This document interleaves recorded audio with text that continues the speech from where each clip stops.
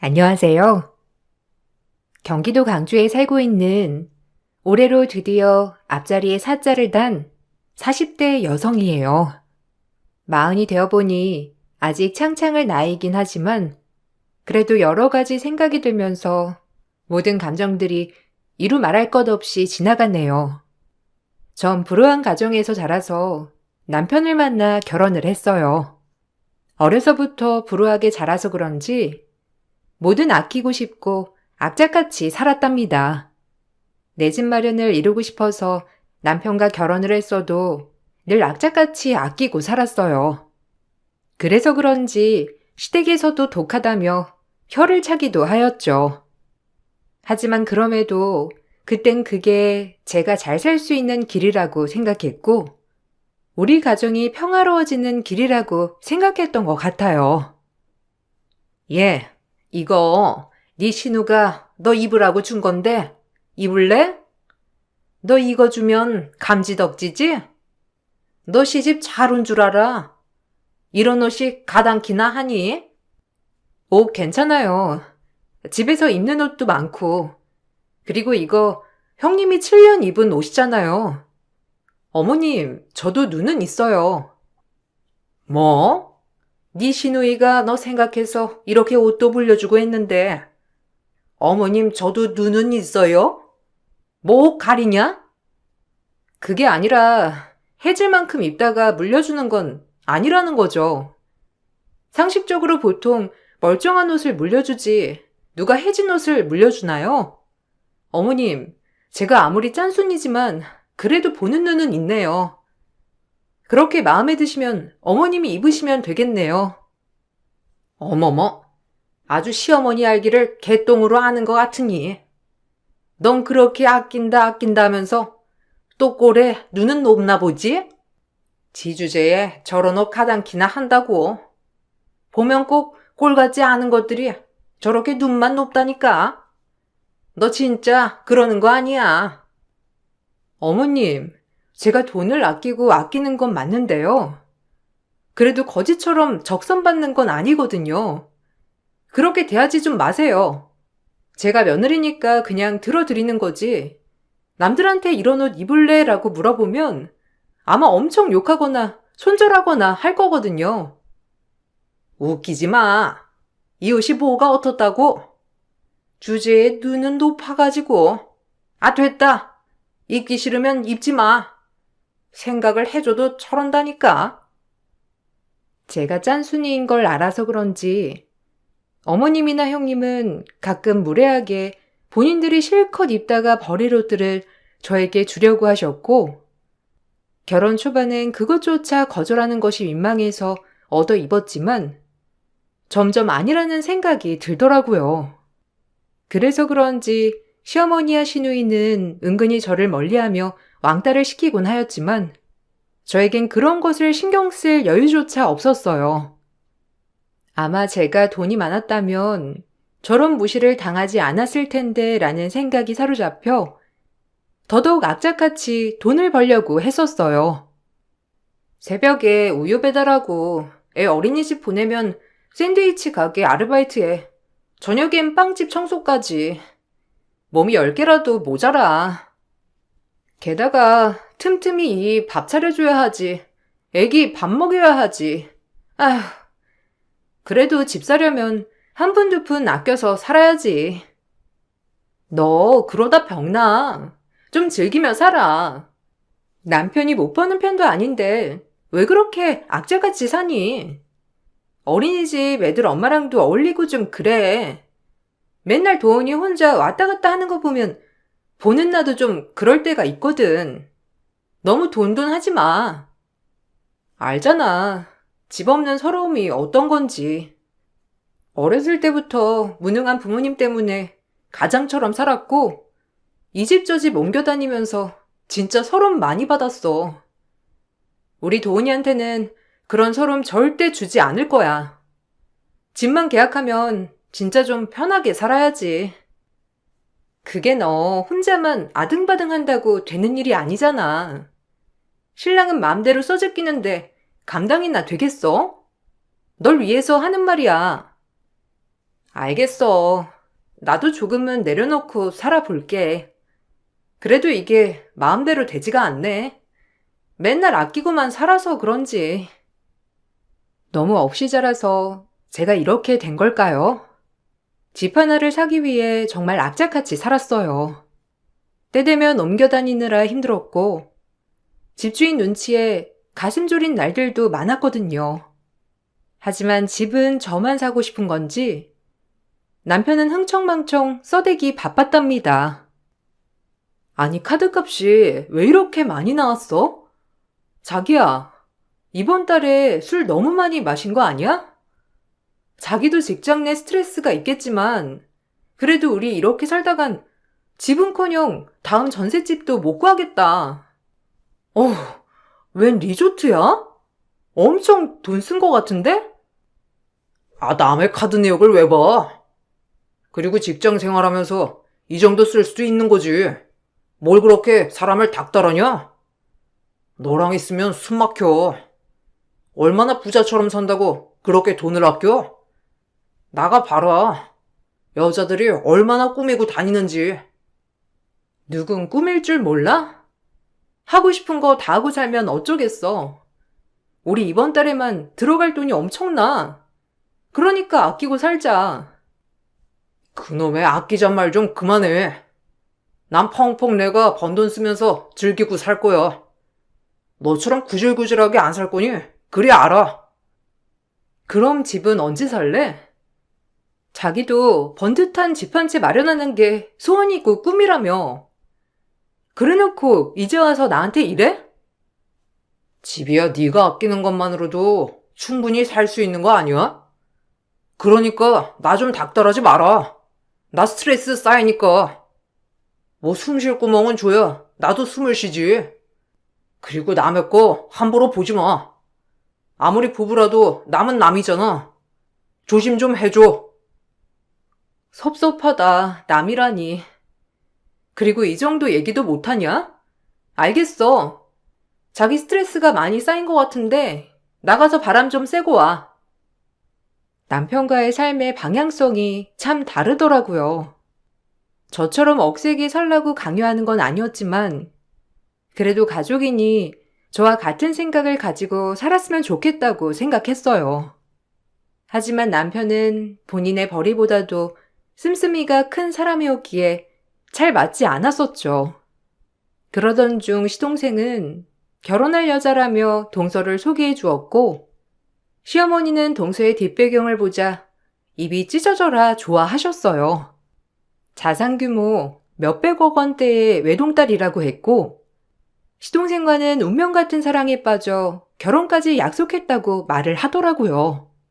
저와 다른 삶을 살아온 동서가 부럽기도 했고 여유가 많을 테니 구김살도 없을 것이고 매일이 즐거울 것 같았거든요. 내가 무슨 복이 있어서.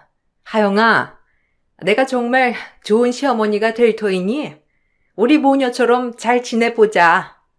편하게 대해줘. 네, 어머님 감사해요. 제가 이 집안 팍팍 밀어드릴 수 있도록 노력할게요. 저만 믿으시면 돼요. 땡 잡은 거랍니다. 아유, 그럼 당연하지.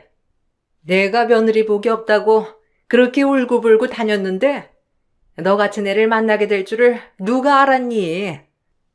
아무래도 형님이 좀 기울긴 하죠? 얘기 다 들었어요. 지질이 없는 집에서 시집 온 거라고. 뭐 오빠가 본인 형수 궁상 맞다고 하도 얘기를 해서 좀 들었거든요. 근데 얘기 들어보니 궁상 맞을 수밖에 없는 환경이던데요? 여하튼 저랑은 안 맞지만요. 너랑은 차원이 달라. 걔 신경 쓸 일 절대 없다. 만약에 걔가 형님이라고 뭐 널 잡으려고 하면 나한테 말해. 혼내주마. 어머님은? 전 누구한테 져본 적이 없는 사람이에요. 모든 돈으로 해결하면 다들 깨갱하던데요? 형님도 그러시겠죠. 원래가 돈돈하는 사람이니 저한테 얼마나 잘 보이고 싶겠어요? 제 말만 잘 들으면 형님이 그렇게 궁상맞게 살 필요도 없는걸요? 우리 아들이 진짜 여자 하나 잘 만났다.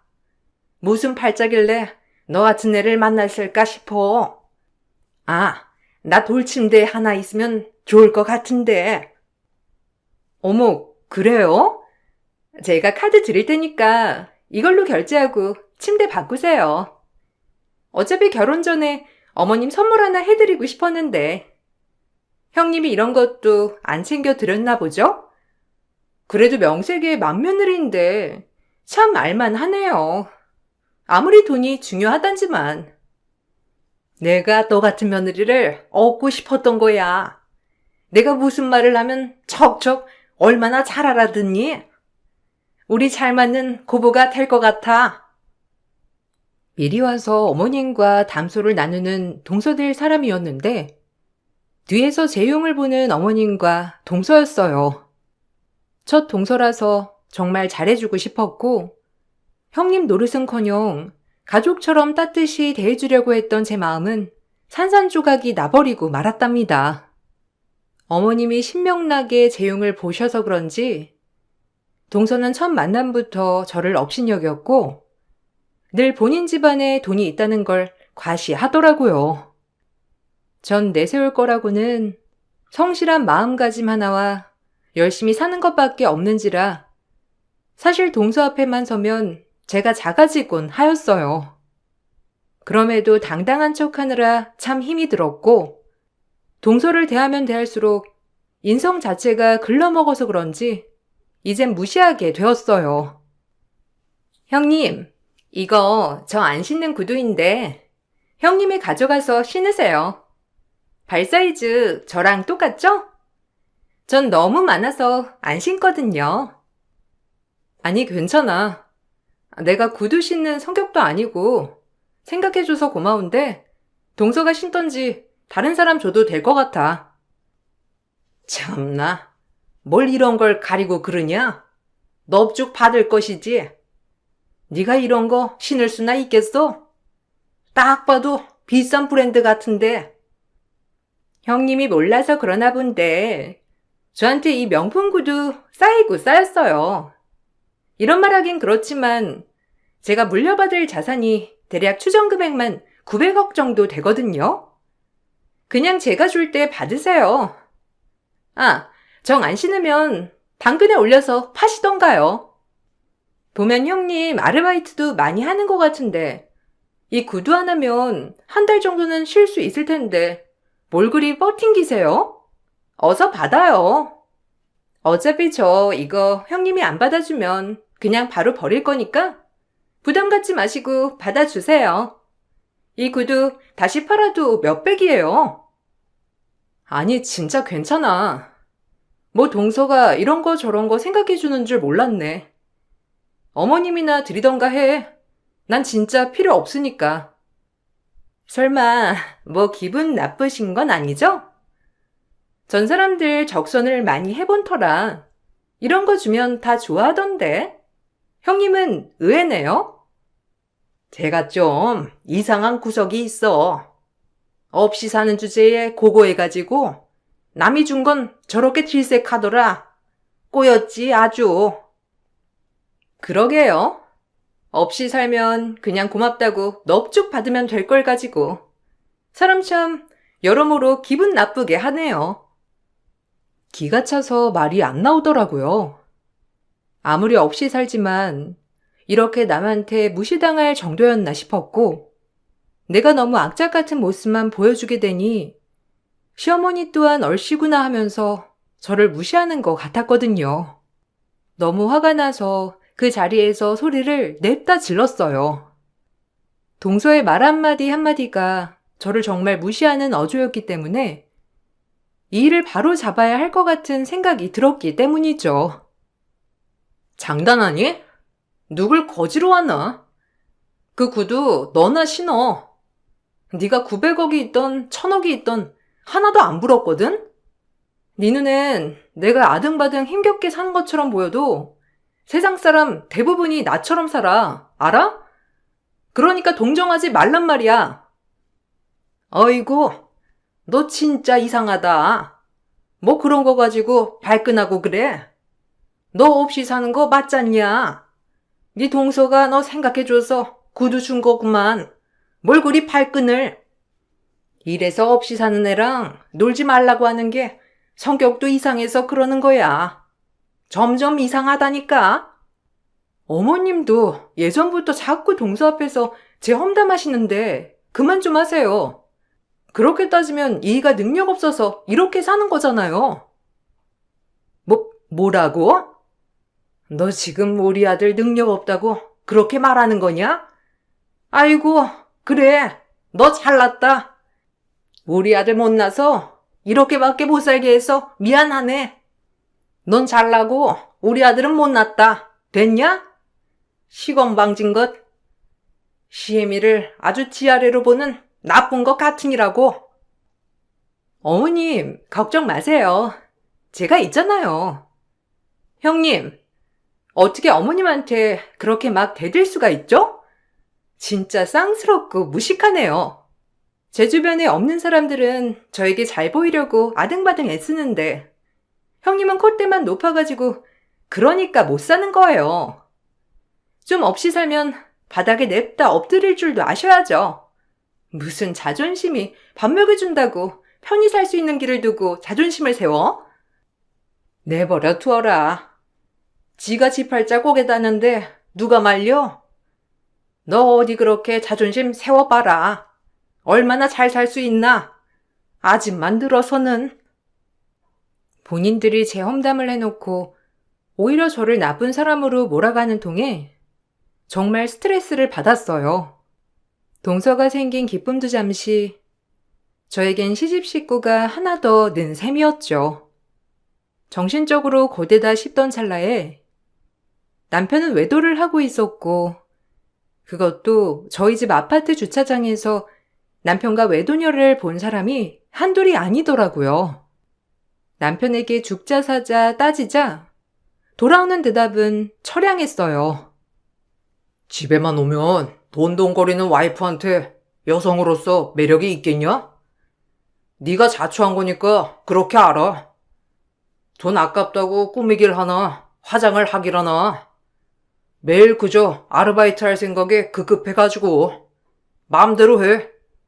네가 원하는 대로 해줄 테니까 이혼을 하든 말든.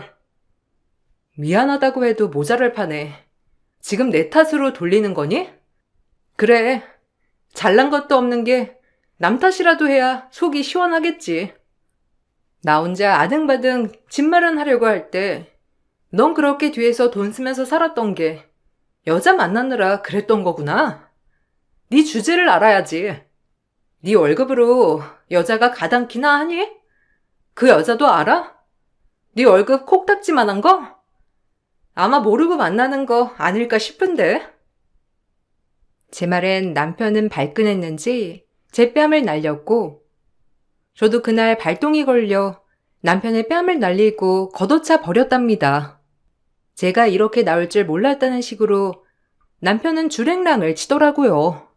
그리고 급속도로 전 이혼 준비를 하였어요. 무능한 남편이랑은 살아도 인간 같지 않은 인간이랑은 살 수 없다는 판단하에 말이죠. 제가 이혼 준비를 한 와중에 시동생의 결혼 날짜가 다가오고 있었어요. 어차피 손절한 집구석이었지만 저희에겐 눈에 넣어도 아프지 않을 아이가 있었고 그 아이 때문에 할 도리는 하자 싶었죠. 너네 헤어지더라도 너 그래도 형수 노릇은 해야 할 거 아니냐? 우리 큰아들 옆에 아무도 없으면 사람들이 뭐라고 생각하겠냐? 이혼할 땐 하더라도 네 도리는 다 하고 마무리하도록 해. 알겠니? 그래도 살아온 세월이 있는데 망신살은 주지 말아야지. 어머님은 저보고 괜찮냐고 한마디도 하지 않으시네요. 그래요. 뭐 어차피 천군만마 같은 동서를 얻었으니 어머님이야말로 저에게 아쉬울 게 없겠죠. 그래도 이 만나서 10년이고 손주까지 낳았는데 본인 입속만 챙기는 게 대단하네요. 누가 결혼하랬냐? 나야말로 너한테 실망이다. 남자들 한 번씩 하는 바람 눈 감아주지는 못할 망정. 애를 죽자 사자 걷어찼다며? 역시나 우악스러운 게 진짜 대단해. 됐어. 잘 갈라서는 거야. 너랑 우리 아들은 애초에 짝이 아니었어. 솔직히 너 아니었으면 우리 아들 좋다고 하는 여자 줄 섰어. 기어이 내 말 안 듣고 너랑 결혼하더니 그 꼴이 난 거지. 어머님 착각하셨나 본데 그이가 저랑 결혼해서 뭘 얼마나 열심히 살았는데요? 그나마 이 전셋집 마련하고 이 정도로 살 수 있는 것도 제 덕분인 거 모르세요? 꼴랑 200 벌어다 주는 걸로 대출금에 이 유치원비에 공과금에 각자 보험금 내면 남는 것도 없어요. 뭘 아시구나 말씀하셔야죠. 저보고 아등바등 산다고요? 제가 왜 이렇게 사는데요? 제발 본인 아들 좀 보세요. 시어머니는 이혼을 하는 마당에도 할 도리는 다 하라며 신신당부를 했고, 미련하게도 아이를 생각해서 그래도 마지막 할 도리까지는 하고 끝내자고 생각을 했어요. 이미 외도의 증거는 차고 넘치느라 합의는 아니고 소송 이혼을 진행 중에 있었거든요. 그렇게 소송이 진행됨에 있어 저와 딸아이는 친정에 와서 지내게 되었고, 시동생 결혼식은 그래도 참석을 하게 되었어요. 웃어라, 괜히 티내지 말고. 어른들 오는데 아무렇지 않은 척해. 재수씨 집안이 대단한 건 알고 있지? 내 동생 저 집에 잘 보여야 하니까 너 초치지 마. 너랑 나랑 끝나도 애가 있으니까 그래도 우리 집안 잘 되게는 해줘야 할 거 아니야? 알겠냐?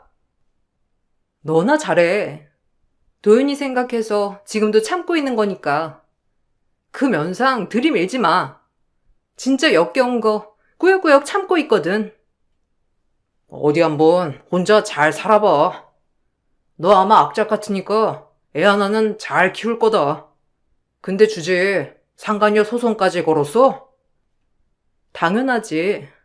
내가 이대로 그냥 조용히 끝낼 줄 알았니? 너 두고 봐. 내가 인생 종치게 해줄 테니까 주제를 알아야지. 결혼식에서 제 소송 사건으로 저를 비아냥거리는 남편이었지만 하루만 잘 지나가면 될 일이라 생각하고 참았어요. 그리고 축의금조차도 하고 싶지 않았던 동서 결혼이지만 그래도 뷔페비라도 내자 싶어 10만 원의 축의를 하게 되었고, 이 일은 동서의 기회까지 들어가게 되었더라고요. 돈을 적는 동서 오빠 되는 사람이 쪼르르 신부대기실에 가서 일러 바친 겁니다. 참 우스운 게 몇백억의 자산가라면서 그깟 축의금에 벌벌 떠는 동서가 기가 차면서도 어이가 없는 마음이 들더라고요. 거렁뱅이 년. 그럼 그렇지. 이제 형님도 아닌데 못난 짝으로 여길 기어와요? 저기요. 여기 이 사람 출입시키지 말라고 했잖아. 장난해요? 10만 원? 아이고, 아주 많이도 내셨네. 고마워서 눈물이 다 나네. 비렁뱅이 같으니라고. 뭐? 비렁뱅이? 자산이 몇백억이나 있다는 사람이 이렇게 축의금에 일희일비할 줄은 몰랐네. 어머님 성화에 못 이겨서 참석한 결혼식이고 밥값이나 내자 싶어 낸 건데 진짜 어이가 없어서 말이 안 나와. 너 그렇게 사는 거 아니야, 어린 게. 저와 동서가 실랑이를 벌이고 있었고, 오히려 이 모습에 밖에 저희 시댁 식구들은 웅성웅성대기 시작했어요. 아무리 동서를 옹호한다고 하더라도 이 모습의 사람들은 신부가 뭘 저렇게 오버를 하냐며 수근수근 됐거든요. 그리고 뒤이어 동서 어머니란 사람이 저에게 다가와 90도 고개를 숙였고, 저 역시 그 모습을 보고 기가 차더라고요. 모든 게 동서는 가짜였거든요. 아유, 애기 엄마가 여길 어떻게 해? 아니, 내가 결혼식이 있어서 온 건데. 아유, 일단 내 말 좀 먼저 들어봐요, 애기 엄마. 아주머니, 대행 아르바이트도 한다더니 오늘은 대행 아르바이트가 저희 동서 엄마 역할이었어요? 와, 그럼 이 여자 뭐죠? 조용히 해요. 형님, 일단 제가 다 설명드릴 테니까 여기서 큰 소리로 말씀하지 마시고 제 말 좀 들어보세요. 여기 대기실 문 좀 닫아주실래요? 형님, 저랑 얘기해요. 저 아줌마, 아니, 저희 엄마랑 무슨 잘 아는 사이인가 본데 일단 제 말 좀... 사이즈 보아하니 알겠다. 너의 모든 게 가짜였구나. 아주머니, 나랑 같이 우유 배달하시는 분인데 어떻게 여길... 내막은 이러했어요. 동서의 모든 것이 리플리였답니다. 900억의 자산가도 아니었고 그저 동서는 평범한 간호사였으며 부모도 없는 고아였어요. 부모가 없는 것은 죄가 되지 않았으나 동서의 모든 말이 다 거짓이었기 때문에 문제가 되었어요. 3교대 간호사였기 때문에 모아둔 돈이 많았던 동서였고 그 돈을 가지고 시동생에게 자산가인 척 접근했던 겁니다. 사실 시동생은 변리사였었고 전문직 남성에 반해 이런 모든 것들을 꾸민 자작극을 벌인 거예요. 동서의 엄마 역할로 대행 아르바이트를 하셨던 분은 저와 새벽마다 우유 배달을 했던 아주머니였고 요즘 주말마다 대행 아르바이트를 한다고 저에게 말을 해주었었어요. 한 집안을 속이고 시집 올 생각을 하다니 대단하다. 시집 온 다음에 뭐 집 망했다고 하려고 했니? 어쩜 그리 영악해? 어차피 이 집에 대해 나랑 알 바는 아니다만 인생 그렇게 거짓으로 사는 거 아니야. 사람이 어쩜 그렇게 못할 짓을 하니? 너 이거 사기 결혼이야. 알아? 내가 이걸 듣고 가만히 있을 리가 없다고 생각하겠지? 바로 잘 맞췄어. 이 결혼 진짜 아니거든. 형님, 어차피 이혼하실 거잖아요. 그러니까 그냥 눈 한번 질끈 감고 용서해 주세요. 제가 나중에 사죄 드릴게요. 네? 오늘만 참고 넘어가면 다 끝날 일이고 오빠한테는 그냥 집안 사정이 안 좋아졌다고 할 참이었어요. 그러니까 눈만 감아주세요. 그건 그거고 이건 이거지. 내가 왜 넘어가 줘야 하니? 그게 너랑 한통속이지 뭐가 달라? 나 절대 그냥 넘어갈 수 없어.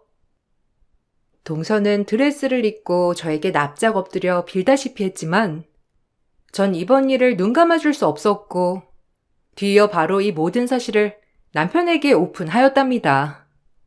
남편이 알게 되자 시어머니 귀에 들어가는 건 바로 직방이었고 그날로 하객들이 있건 말건 드레스 입은 동서의 머리채를 휘어잡고선 시어머니는 날벼락을 내리기 시작했어요. 참 우스운 결과면서 속이 시원했어요. 감히 우린 변리사 아들을 농락해? 너 전에 고아에다가 간호사라는 게 사실이야? 그래놓고 자산가인 척 우릴 속인 거냐고? 아, 어머님, 일단 제 말 좀 들어보세요. 자산가인 척이 아니라 제가 자산가가 되면 되는 거잖아요. 그렇죠? 저 요즘 벌어놓은 돈으로 코인도 하고 있고 엄청 억만장자가 될 거니까 두고 보세요. 그리고 여기 결혼식장인데 제발 그만 좀 하세요. 이게 뚫린 입이라고 막말하네. 너 돈 많은 척하면서 내 옆에서 살랑살랑 대더니 그리고 네가 자산가가 아니면 내가 미쳤다고 변리사랑 간호사랑 결혼시키겠니? 주제를 알아야지.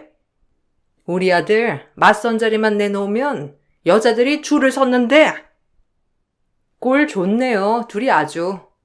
그렇게 어머님, 며느라 하던 때가 엊그제인데 이렇게 돈 때문에 파탄 날 고부관계였네요.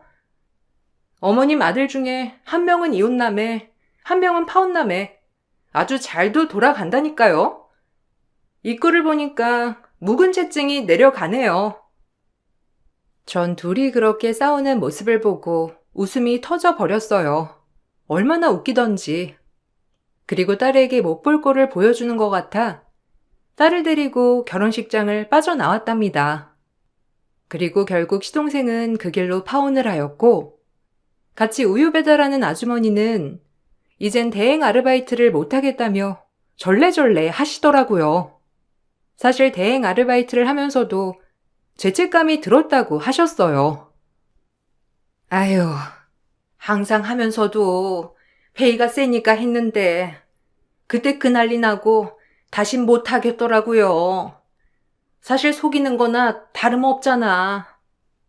수요가 있으니 공급이 있는 거죠 뭐. 그런 대행 아르바이트를 많이 쓰니까 돈이 궁한 저희 같은 사람들이 몰리는 거고요. 너무 죄책감 느끼지 마세요. 그리고 아주머니 아니었어도 분명 동서는 들통이 났을 테니까요. 거짓말한 사람이 나쁜 거죠. 아주머니는 일말의 죄책감을 느끼고 있더라고요. 사실 죄책감을 느낄 사람은 동서인데 말이에요. 아주머니에게 듣기론 동서는 그 길로 파혼을 당하고 시동생에게 소송을 당했다고 했어요. 그리고 이 일로 동서의 병원 사람들에게 소문이 나서 그 병원에서도 품위 유지를 못했다는 전제하에 사직을 하게 되었다고 했습니다. 아마 탑5 병원에선 일을 하지 못할 거라고 하며 지방으로 내려간다고 하더라고요. 아무 가족도 없는 동서가 그래도 저랑 같이 아르바이트 하던 아주머니에게 모든 걸 털어놓으면서 막 울었다고 하던데, 사실 전 안타깝거나 불쌍하지 않았어요. 비뚤어진 본인 욕망의 벌을 받아야 한다고 생각했기 때문이죠. 그리고 전 계속 이혼 소송을 이어갔고, 남편의 외도 증거와 경제적 무능력함에 이혼 판결이 났답니다. 당연히 양육권과 친권은 제가 가지고 올 수 있었고, 동서의 사건을 겪고 시어머니는 이혼을 뜯어말리기 시작했어요. 본인 아들 뭐 볼 거 없는 걸 그제서야 느꼈나 보더라고요. 하지만 이미 제 마음을 돌리기란 역부족이었고 절대 돌아서지 않았어요.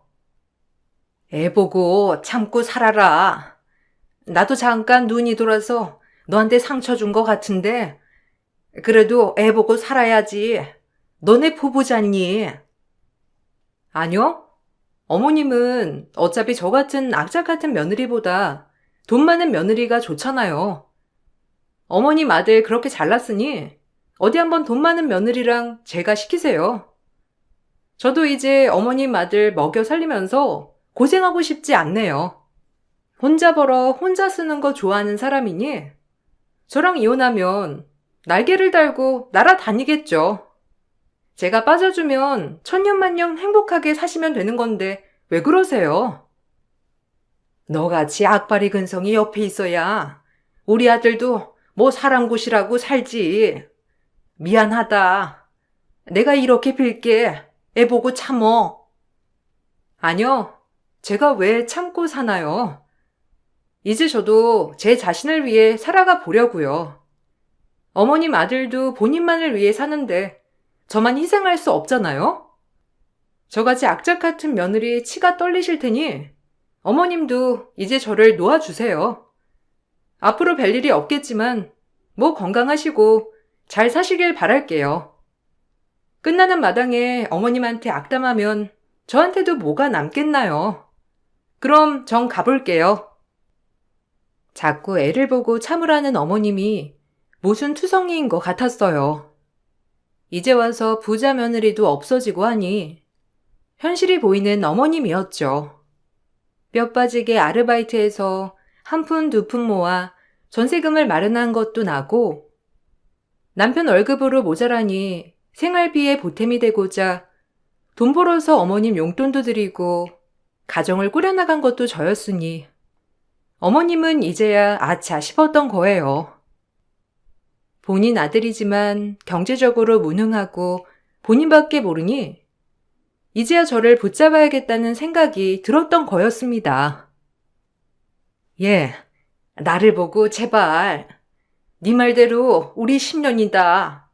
어떻게 못 자르듯 이렇게 자를 수가 있니?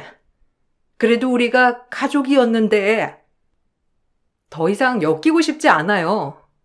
도윤 아빠 만나는 여자도 있으니까 이제 그 여자한테 며느리라고 하시면 되겠어요. 더 이상 듣고 싶지 않아 등을 돌렸답니다. 상간녀에게 소송 건 위자료와 남편에게 받은 소정의 위자료, 그리고 집 전세금을 빼서 딱 분할을 하니 저에겐 그래도 꽤 큰 목돈이 만져졌어요. 그리고 아이를 데리고 싱글맘으로서 살아갈 준비를 했는데 이젠 아르바이트 말고 안정적인 것을 해야 할 것 같다는 생각에 목돈을 가지고 반영구 시술을 배우게 되었고 적성에 잘 맞더라고요. 그리고 수강생 생활을 거쳐 전 창업을 하였답니다. 또한 한부모 가정으로 임대 아파트를 얻을 수 있게 되어 딸이랑 작지만 소중한 보금자리에 안착할 수 있었어요. 그리고 아파트 근처 상가에 작은 가게를 오픈했고요. 소소하지만 확실한 행복이었고 온전히 저와 딸만을 위해서 사니 아등바등 살지 않아도 되더라고요. 그제야 전 제 자신을 돌아보고 꾸미기 시작했답니다. 그동안 놓고 살았던 제 자신에게 미안하여 더더욱 제 자신을 살피고 아껴주었어요.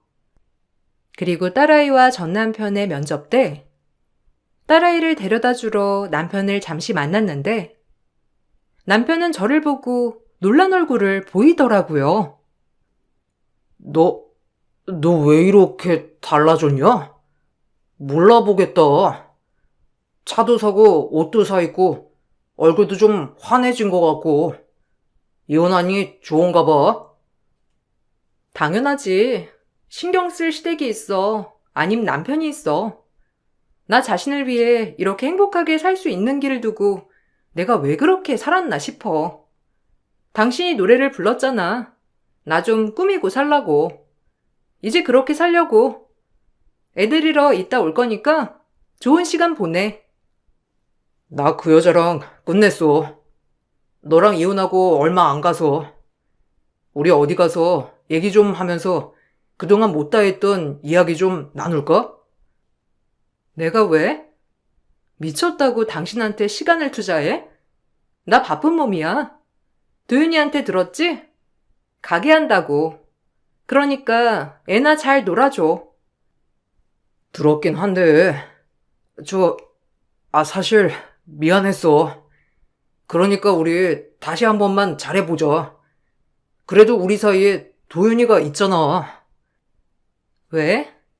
당신이 버는 돈으로 사는 것이 벅차? 그래서 다시 아쉬우니 빈대 붙으려고 하는 거니? 나 예전에 내가 아니거든. 남편의 얼굴을 보고 정말 통쾌하더라고요. 복잡 미묘한 얼굴을 보니 너무 뿌듯했어요. 지금은 싱글맘으로서 살아간 지 4년 차입니다. 아직 갈 길도 멀고 힘든 일도 남아있지만 그래도 요즘엔 너무 행복한 날들이고 세상이 참 아름답게 보여요. 비록 한부모 가정이기도 하지만 딸아이에게 절대 빈자리를 느끼게 해주지 않을 거라는 확신은 여전하답니다. 그리고 창업한 지 4년 만에 전 확장 이전을 하였고 수강생까지 받는 위치가 되었어요. 악착같이 가족만을 위해 살았던 세월이 있었기에 지금이 얼마나 소중한지 더더욱 느끼는 요즘이고 앞으로 제 자신을 위해 더 열심히 살아갈 것을 각오한답니다. 저의 짧고 굵은 인생 이야기를 들어주신 여러분들 감사드리고 좋은 시선으로 들어주시길 부탁드릴게요. 좋은 하루 보내세요. 안녕하세요. 대전에서 꽃집을 하고 있는 플로리스트예요. 인생의 갈림길에서 무사히 행복한 길로 돌아선 여자 사람이고 지금부터 제 이야기를 한번 해볼까 해요. 오래전부터 만나던 남자친구가 있었고 30대가 들어설 무렵 결혼을 약속하게 되었답니다. 마침 남자친구가 로스쿨을 졸업하고 변호사 시험에 합격했던 터라 결혼 이야기가 빨리 오가게 되었고 저희 집에서도 찬성을 했어요. 어려서 아버지 없이 자랐지만 넉넉한 가정 형편으로 엄마가 모든 것을 다 해주셨기 때문에 저 역시 부족함 없이 자랐다고 생각했고 남자친구에게 절대로 뒤처지는 제가 아니라고 생각했답니다. 그리고 아빠가 없는 저에게 남자친구는 든든한 울타리가 돼주었기 때문에 저희 엄마 역시 남자친구를 정말 아끼고 아꼈어요. 그래서 행복할 거라고만 생각했답니다. 그래, 상민이라면 내가 두 팔 벌려 환영이지. 너네 둘이 오래 만났던 것만큼 얼마나 서로에게 신뢰가 깊겠어. 안 그러니? 오래 만났다고 하더라도 상민 씨 부모님을 한 번도 뵙지 못했어서 조금 긴장돼. 외동아들이니 얼마나 금이야 오기야 키웠겠어. 그래도 상민 씨가 본인 부모님은 엄청 자유로운 분들이라고 하도 말을 해줘서 그나마 좀 안심이지만 말이야. 상민이 보면 부모님도 보이는 거지. 얼마나 자유롭고 인격이 훌륭하겠어. 밉보이지 말고 마음에 드는 며느리감이 되렴. 사실 뭐 아빠가 없다는 게 흠은 아니지만 그래도 그 집에서 이런 걸 마음에 걸려 하실 수 있는 거거든. 엄마가 참 죄스럽다. 뭐가 죄스러워. 아빠가 사고로 돌아가신 거고 엄마 탓이 아닌데.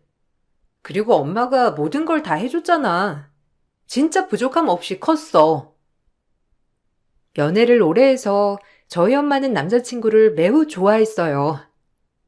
저 역시 남자친구에게 믿음이 굉장했던 터라 결혼 준비도 일사천리라고 생각을 했답니다. 하지만 처음 남자친구의 부모님을 만나러 간 자리에서 정말 예상치 못한 상황을 맞이했어요. 꽃집을 운영하기도 하니 어머님이 좋아하는 색상에 맞춰 예쁘게 꽃을 만들어서 간 자리에서 예비 시모는 코웃음을 쳤어요. 돈 쓰기 싫어서 네가 만들어 온 거니? 조합하고는 프리지어랑 안개꽃은 내가 제일 안 좋아하는 조합이야. 아, 꽃이향까지 세세하게 알 수가 없어서요.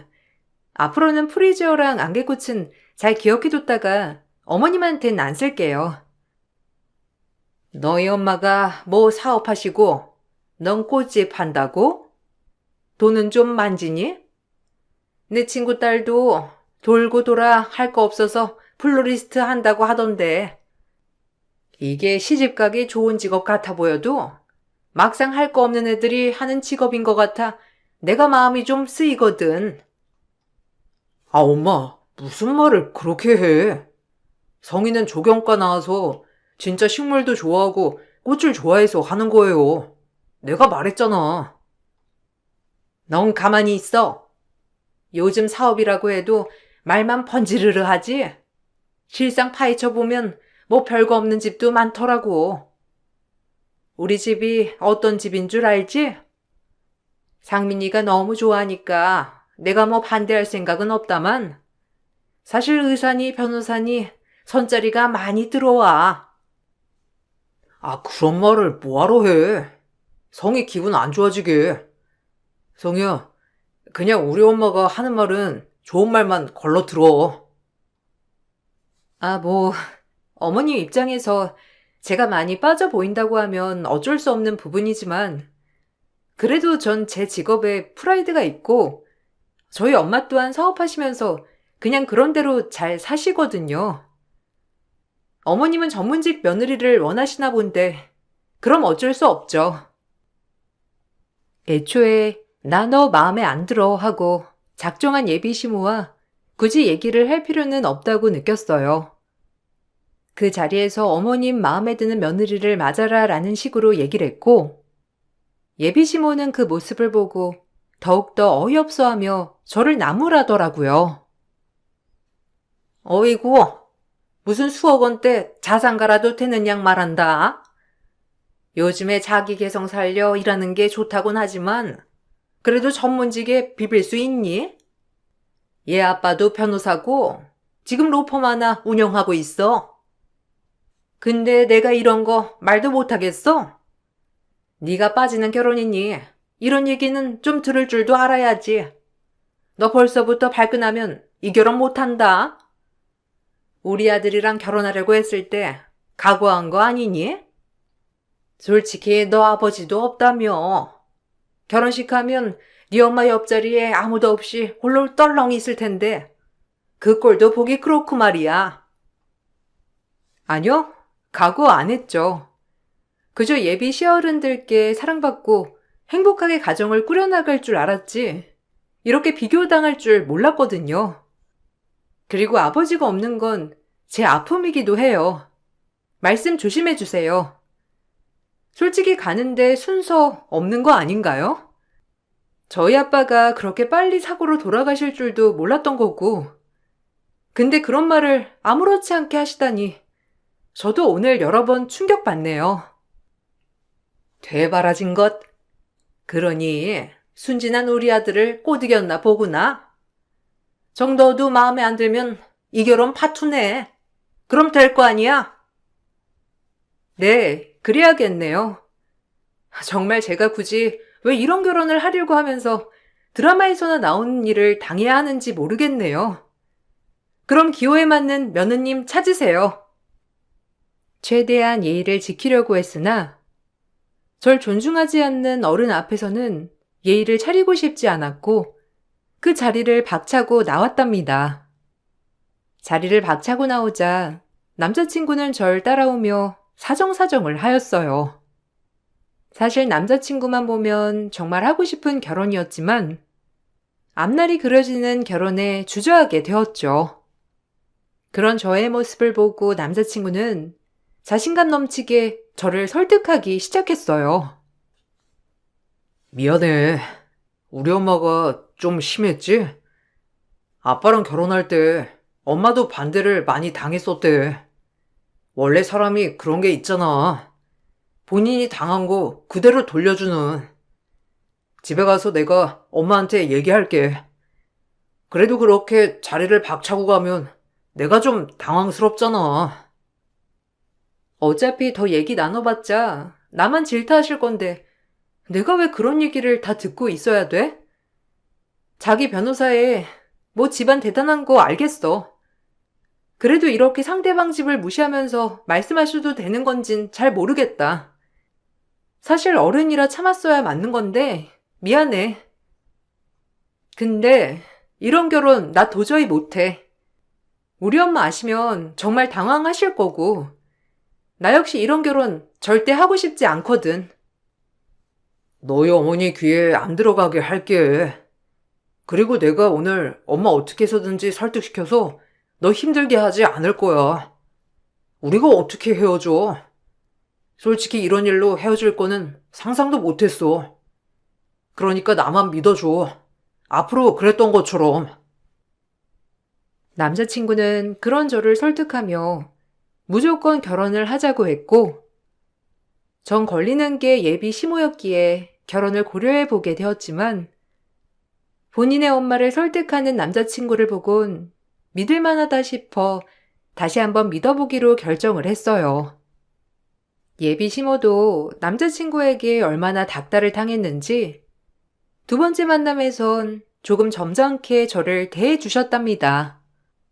그렇게 결혼 준비를 해나가게 되었어요. 예단 목록이다. 뭐 요즘엔 이런 거 안 한다고들 하지만 솔직히 난 우리 외동아들한테 기대가 컸거든. 이런 건 네가 이해해 줄 수 있지? 내가 자식이 또 누가 있겠어. 우리 상민이 하나인데 이 정도는 네가 해와야 하는 거야. 너 결혼하면 의뢰 변호사 사모 소리 들을 텐데 나 투자하는 거라고 생각하고 이 목록 지켜줬으면 좋겠어. 상민이가 나한테 신신당부를 해서 뭐 별말은 안 할 거다만 어쨌든 내가 원하는 건 이 정도고 너한테도 무리는 아니라고 생각하니 난 이만 갈 테니 계산하고 나와라. 이걸 다요? 상민 씨랑 뭐든 반반하기로 약속했고 제가 모은 돈으로 충분히 결혼할 수 있을 거라고 생각했는데, 이제 막 30대에 접어든 제가 준비하기엔 엄청난 예단 목록이네요. 뭐 일단 어머님 뜻 잘 받았고, 생각 좀 해보겠습니다. 예비시모는 그런 제가 마음에 정말 들지 않는다는 식으로 쳐다보곤 나가셨어요. 그리고 그 자리에서 예단 목록을 다시 한번 읽어보니 정말 기가 막혔답니다. 예단에 신혼집도 포함되어 있었고 그 안에 혼수까지 싹 다 제가 준비해오는 것이었어요. 말 그대로 본인 아들은 그저 몸만 보내겠다는 심산이었죠. 워낙에 허례허식이라고 생각했고 엄마에게 어려서부터 받은 것들이 많아 결혼은 무조건적으로 제 힘으로 진행하고 싶었지만 목록 자체가 제 힘으로 진행되지 않는 것이었어요. 당황스럽더라고요. 무슨 고민이 있니? 점점 살이 빠지네. 결혼 얘기는 잘 돼가고 있는 거야? 언제쯤 상견례 괜찮다고 하시니?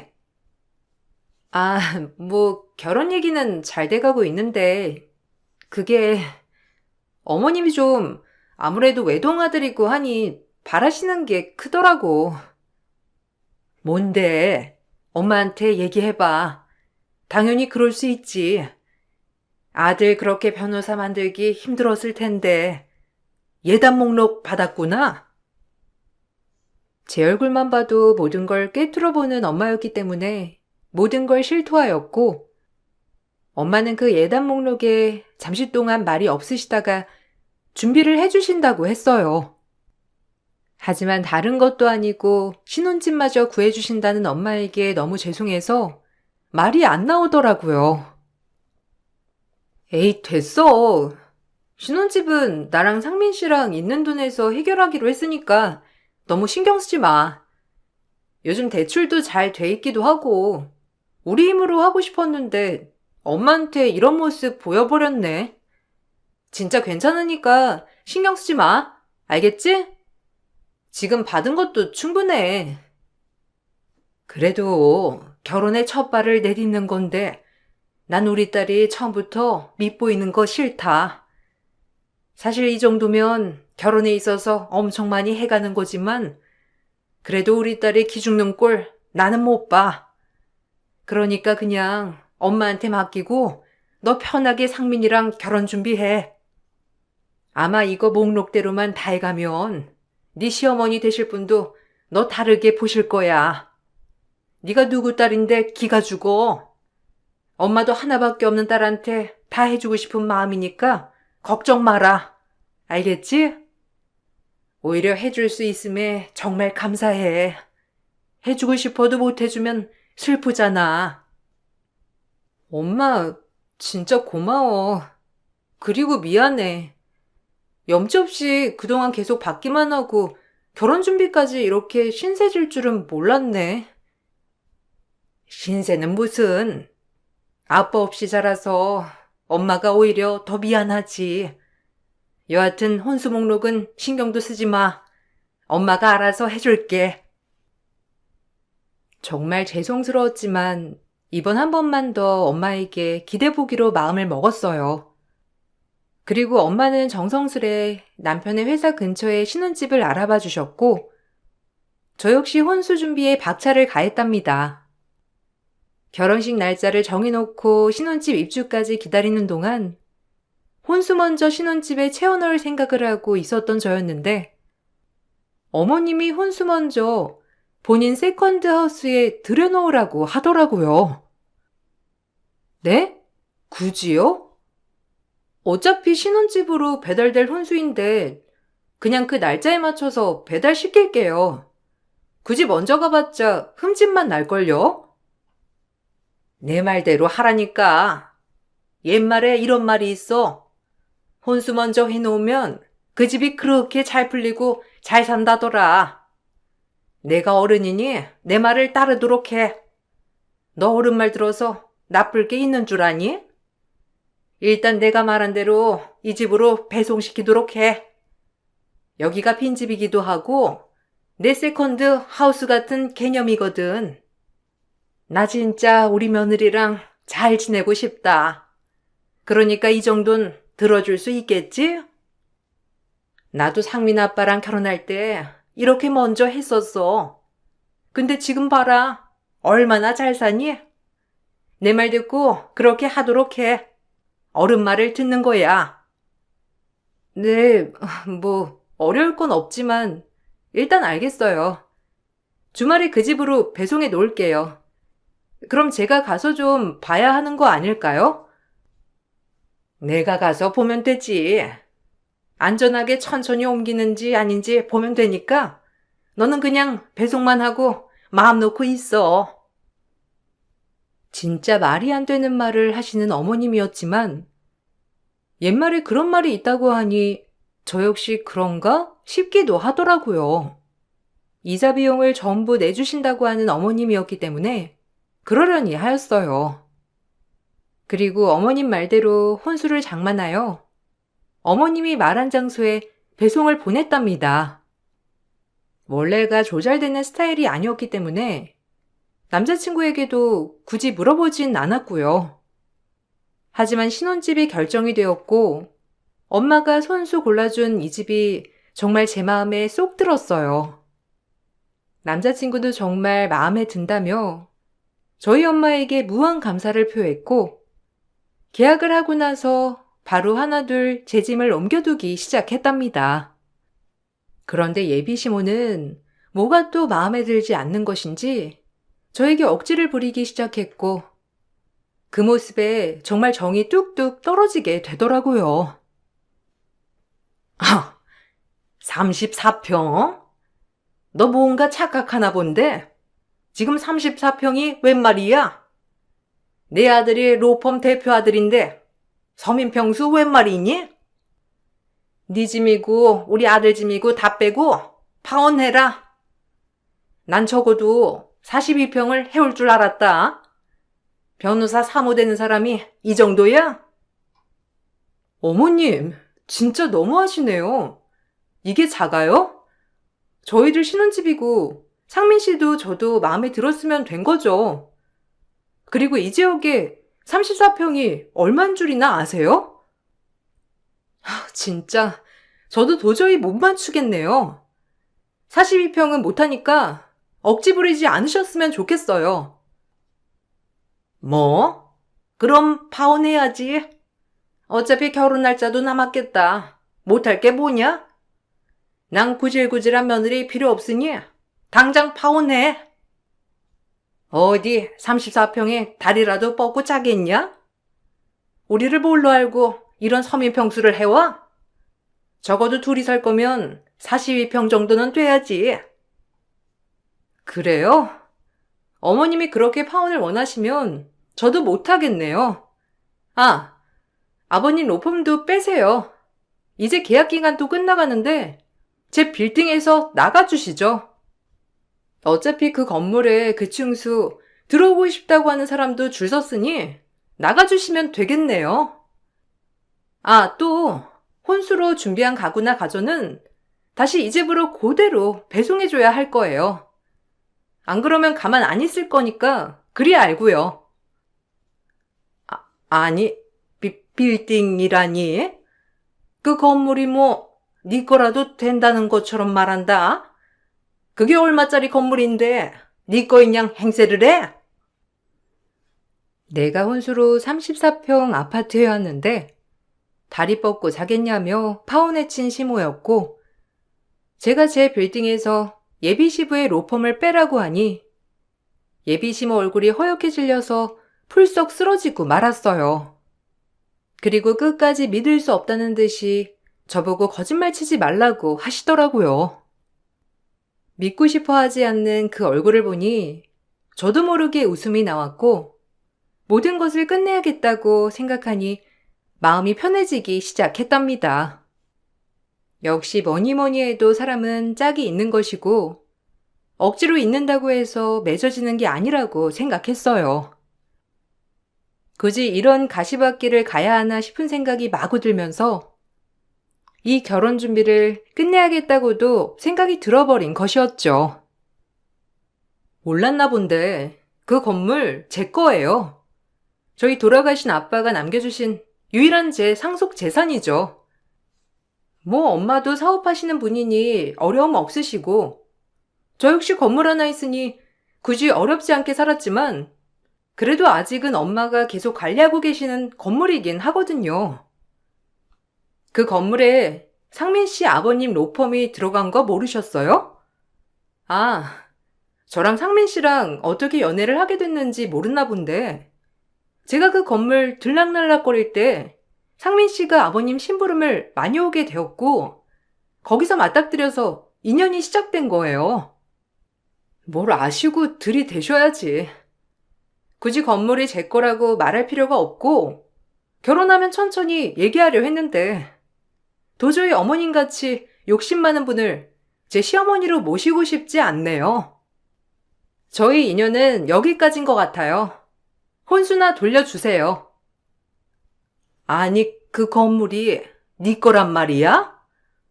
그럼 그걸 진작 말했어야지. 내가 너한테 이렇게 대할 이유가 전혀 없었잖아. 그런 알짜배기 건물 가지고 있으면서 한마디도 안 한다는 건 네가 잘못한 거다. 이제 오해를 풀었으니 우리 처음부터 얘기하자. 아니요. 더욱이 드릴 말 없습니다. 건물주가 아니라고 해도 전 상민 씨랑 결혼할 사람이었는데 건물주면 어머님의 태도가 달라졌다는 말이 절 더욱더 분노하게 하네요. 저도 굳이 이런 결혼하면서 눈치 보고 싶지 않아요. 혼수 돌려주세요. 어차피 모든 계약이야 지금 취소하면 위약금이 없으니 취소하면 되고요. 어머님이 그렇게 먼저 사나우라고 했던 혼수나 주세요. 이왕 엄마가 아파트 해주신 겸 거기에 들여놓고 독립했다고 생각하죠 뭐. 이번 주말까지 혼수 목록 거기다가 배송해 주셨음 해요. 예, 네가 오해를 했나 본데 그냥 내가 아파트 평수 가지고 한마디 한 걸 너 이렇게 죽자사자 달려드니? 그러는 거 아니야. 제가 건물주라는 것도 놀라운데 혼수를 당장 돌려달라고 하자 예비 시모는 얼굴이 창백해졌답니다. 이렇게 나오면 제가 42평 아파트로 준비해 줄 줄 알았는데 의뢰 파혼을 한다고 하니 놀란 것이었어요. 그리고 혼수에 대해선 입을 꾹 다물더라고요. 옛말에 혼수를 미리 준비하면 잘 산다고 하던데 이 말도 다 거짓말이더라고요. 미리 준비한 혼수 때문에 골머리가 아팠거든요. 왜 말을 못하세요? 파혼한다니깐요? 그럼 혼수를 돌려주셔야죠. 그지 어머님 세컨드하우스에 배송한 혼수 말이에요. 우리 상민이도 그 사실 아니?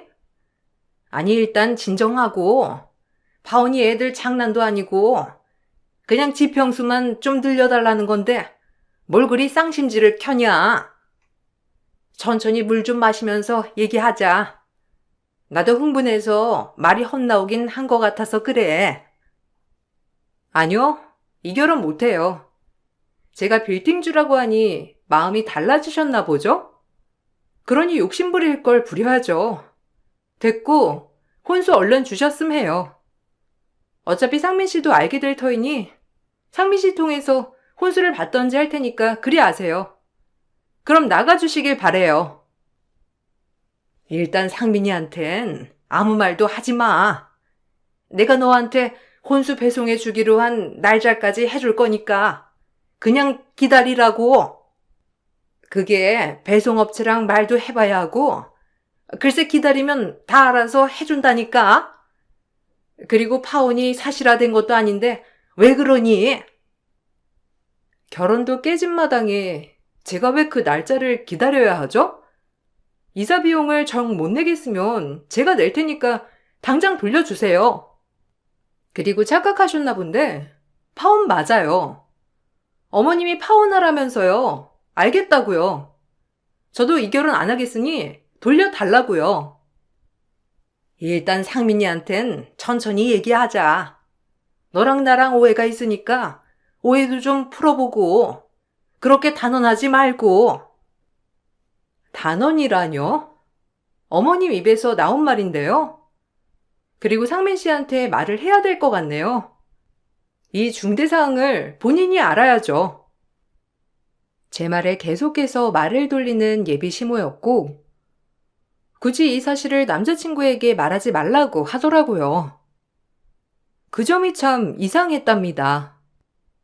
그래도 남자친구에게 파혼을 통보함과 동시에 혼수를 돌려달라고 얘기를 했고, 남자친구는 처음 듣는 소리인 양 얘기를 하더라고요. 그러면서 저에게 애원을 했는데, 사실 남자친구한테는 미안했지만 도저히 이런 집에 시집갈 엄두가 나지 않았답니다. 남자친구도 정말 사랑했지만 전 제 자신이 이 세상에서 제일 소중하거든요. 그리고 그 후에 후폭풍은 엄청나게 되었어요. 엄마가 기어이 일을 내셨구나. 아, 미치겠다. 정말 미안해. 근데 혼수라니? 세컨드 하우스가 없는데 무슨 소리야? 당신 어머니가 세컨드 하우스에 미리 배달시켜 놓으래서 시켜놓은 혼수 있어. 그거 당장 돌려달라고. 한두 푼도 아니고. 그니까 미리 배송했다는 거지? 아니, 이 집이 어디길래? 그 주소 혹시 좀 알 수 있을까? 도대체 이게 무슨 일이야? 당신도 모른단 말이야? 어머님이 종종 가서 쉬신다고 하는 세컨드 하우스던데. 뭐 어쨌든 주소는 여기 있어. 가서 알아봐줘. 남자친구는 제가 파혼을 통보하자 저에게 사정을 했지만 더 이상 이렇게 지내고 싶지 않은 마음에 단칼에 거절하였고, 남자친구에게 예비 시모의 세컨드 하우스 주소를 알려주었답니다. 그리고 예비 시모의 추악한 민낯이 드러나기 시작했어요. 어머, 누구세요? 여긴 저희 집이고 어떻게 된 일이신지? 혹시 집 잘못 찾아오신 거 아닌가요? 여기 맞으신가요? 저 배정래 씨라고 모르시나요? 여기가 저희 엄마네 집인데 배정래라고 세컨드 하우스 개념이라고 하더라고요. 배정래요? 저희 엄마예요. 아, 혹시 상민이? 아, 용케도 알아내서 왔네. 뭐 나머지 얘긴 차차 엄마한테 듣도록 해. 제 이름을 어떻게 알죠? 그리고 엄마라뇨? 당신이 우리 엄마 딸이라도 된다는 건가요? 이게 어찌된 영문인지?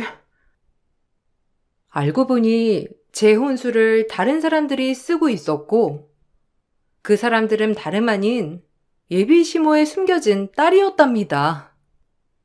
숨겨진 딸이 의사 사이를 데려온다는 말에 모든 걸 다 해주고 싶었던 예비 시모였고, 경제권이 없던 예비 시모였기에 저에게 받은 혼수로 본인 딸의 신혼집을 채워준 것이었어요.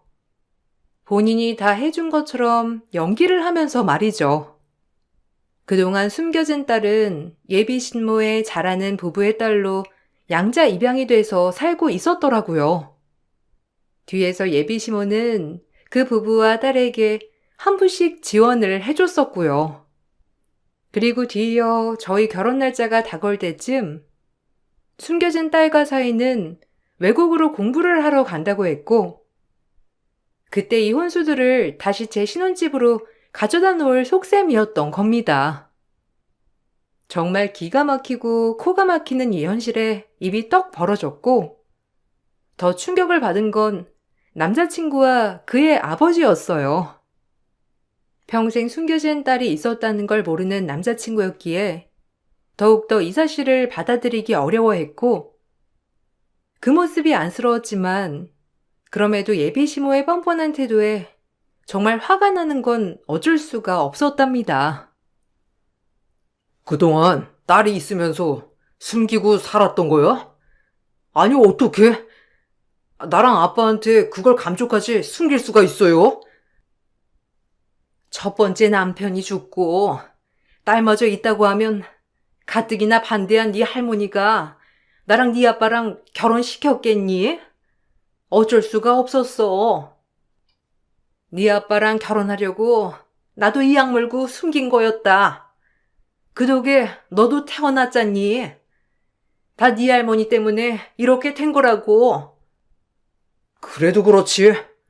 이건 아빠를 기만한 거나 다름없어요.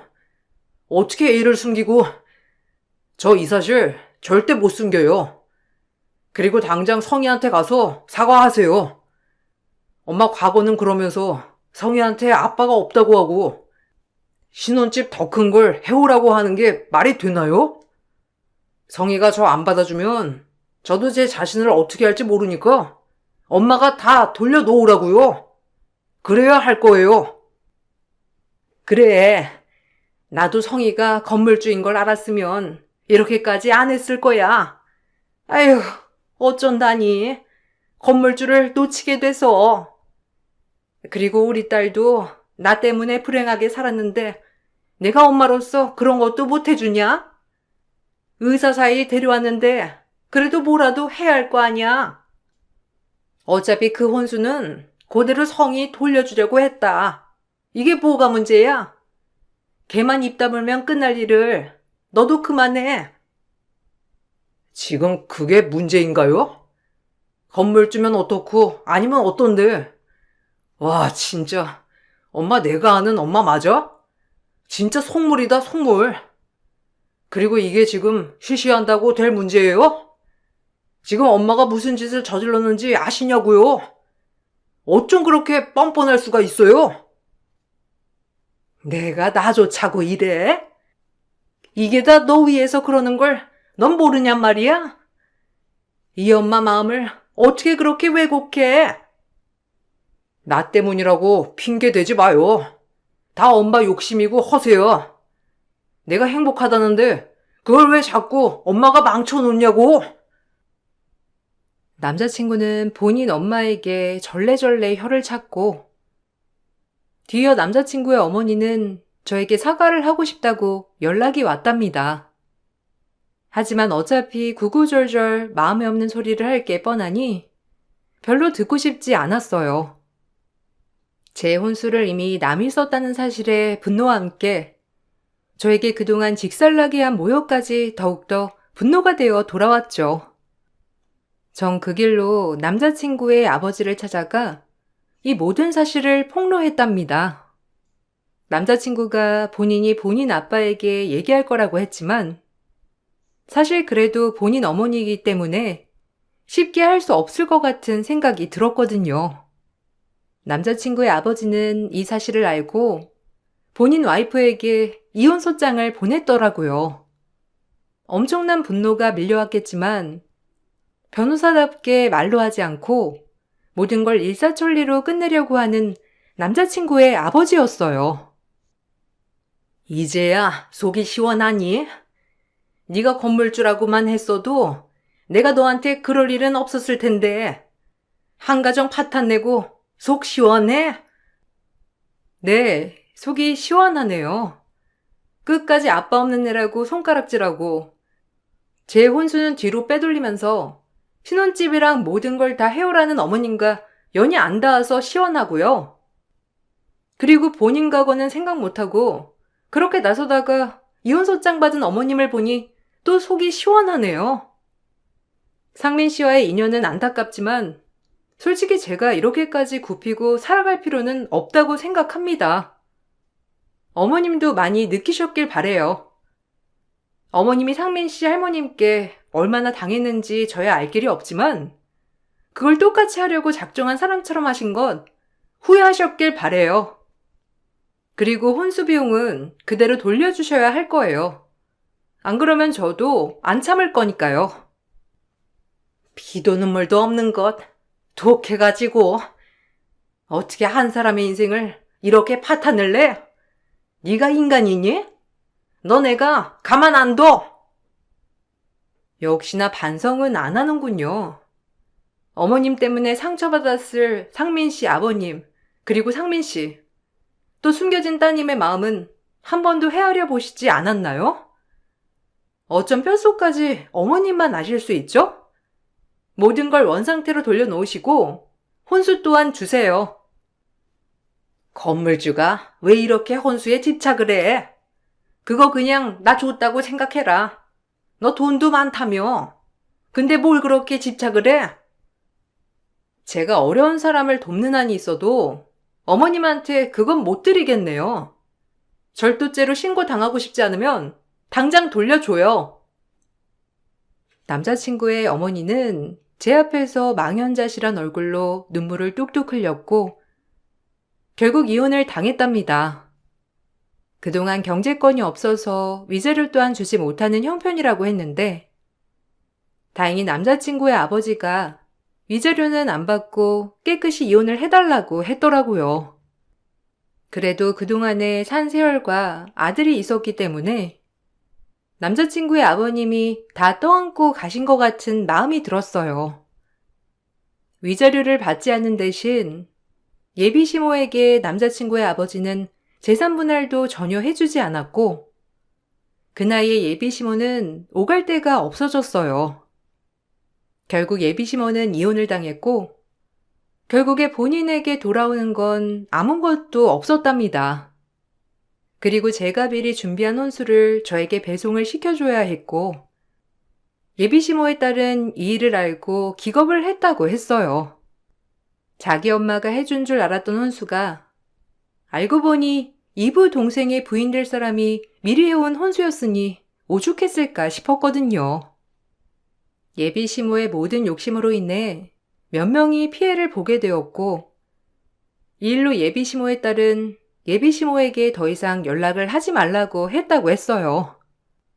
어찌 보면 자식이 엄마를 안 보고 산다는 게 가장 큰 벌이 아닐까라는 생각이 들었습니다. 막상 일이 이렇게 되니 참 마음이 좋진 않았지만 그래도 속은 시원했답니다. 제 혼수를 빼돌린 예비 시모의 최후였고 건물주라고 갑자기 태세 전환한 시모의 말로였죠. 그 후로 남자친구를 몇 번 만나 하소연을 들어주었지만 저 역시 이번 사태를 겪고 나니 그냥 훌훌 털어버리고 싶더라고요. 엄마도 그냥 조그만 방 하나 얻어서 사셔. 그리고 아빠도 충격이 크시긴 했는데 그래도 그동안엔 낌새가 이상한 게 한둘이 아니었나 봐. 그냥 마음 내려놓고 사셔. 어떻게 보면 이게 다 엄마의 욕심 때문이었겠지. 네 마음이 안 좋은 건 아는데 혹시 우리 다시 시작할 수 있을까? 원하면 엄마 안 보고 살아도 돼. 그리고 도저히 잊어보려고 했는데 널 잊지 못하겠더라고. 미안. 상민 씨 보면 어머님이 떠올라서 만날 수가 없을 것 같아. 나도 마음은 아프지만 이건 아닌 것 같고 마음 잘 추슬러. 그래, 미안하다. 내가 너한테 씻을 수 없는 상처를 준 것 같아서. 어디서든 꼭 건승하길 빌게. 넌 잘 될 거야. 남자친구와는 이것이 마지막이었어요. 이별은 마음이 아팠지만 그래도 정신적으로 모든 걸 탈피하고 나니 새로운 것들이 새록새록 보이더라고요. 오히려 엄마와의 시간이 더 많이 남았다는 것 같아서 앞으로 효도를 더 많이 해야겠다는 생각도 하게 되었고 평생 받기만 한 딸, 엄마에게 조금은 더 갚고 시집을 가야겠다고 생각했어요. 엄마도 제 파혼에 마음이 안 좋아 보이셨지만 그래도 모든 얘기를 듣고 나서 제 의사를 존중해 주셨답니다. 돌이켜 생각해보니 저에게 이런 일이 일어난 것도 어떻게 보면 다 인생의 한 페이지라는 생각이 들어요. 나중에는 더더욱 웃으며 털어버리는 날도 오겠죠? 요즘은 주말마다 엄마와 맛집도 다니고 더욱더 못다한 효도를 하려고 생각하고 있어요. 앞으로의 인생이 어떻게 펼쳐질지 모르겠지만 따뜻한 용기와 응원 부탁드리겠습니다. 그럼 좋은 하루 보내시고 글을 마칠게요. 감사합니다. 안녕하세요. 시흥에 살고 있는 30대 후반 여성이에요. 많은 자책과 우울 속에서 이제는 그 모든 걸 극복하고 행복을 찾아서 살고 있는 여성이에요. 저의 암흑 시절 얘기와 이것을 극복했던 스토리를 들려드릴까 해요. 아무것도 가진 것 없던 시절 부모님의 도움으로 동네에서 네일 아트 샵을 하게 되었어요. 어려서부터 미용을 좋아했던지라 꼭 제 가게를 차리는 게 꿈이었었거든요.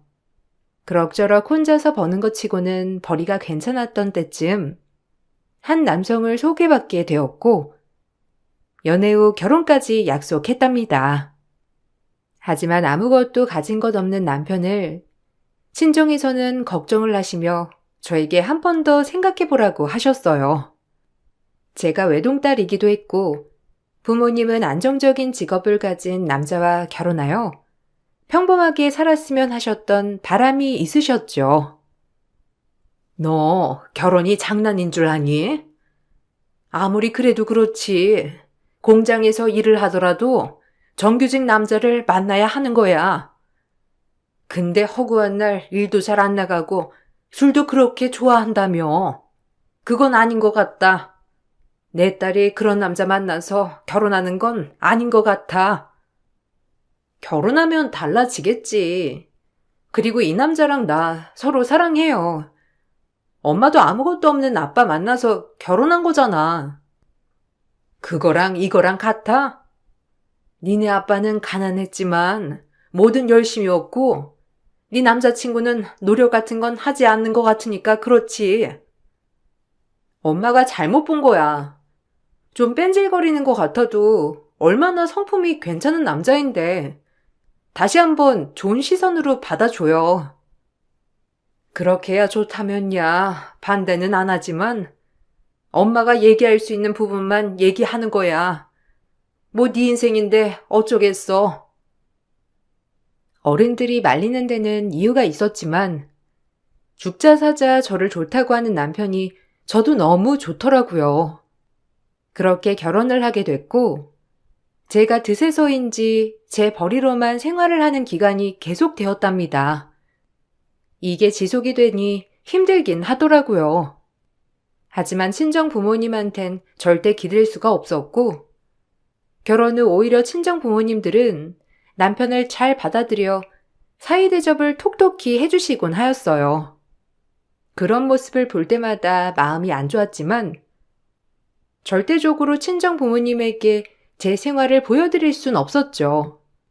마음에 안 드는 사윗감이 지금 딸 속을 썩인다고 하면 부모님 속이 말이 아니실 것 같아 부모님 앞에선 내색하지 않았거든요.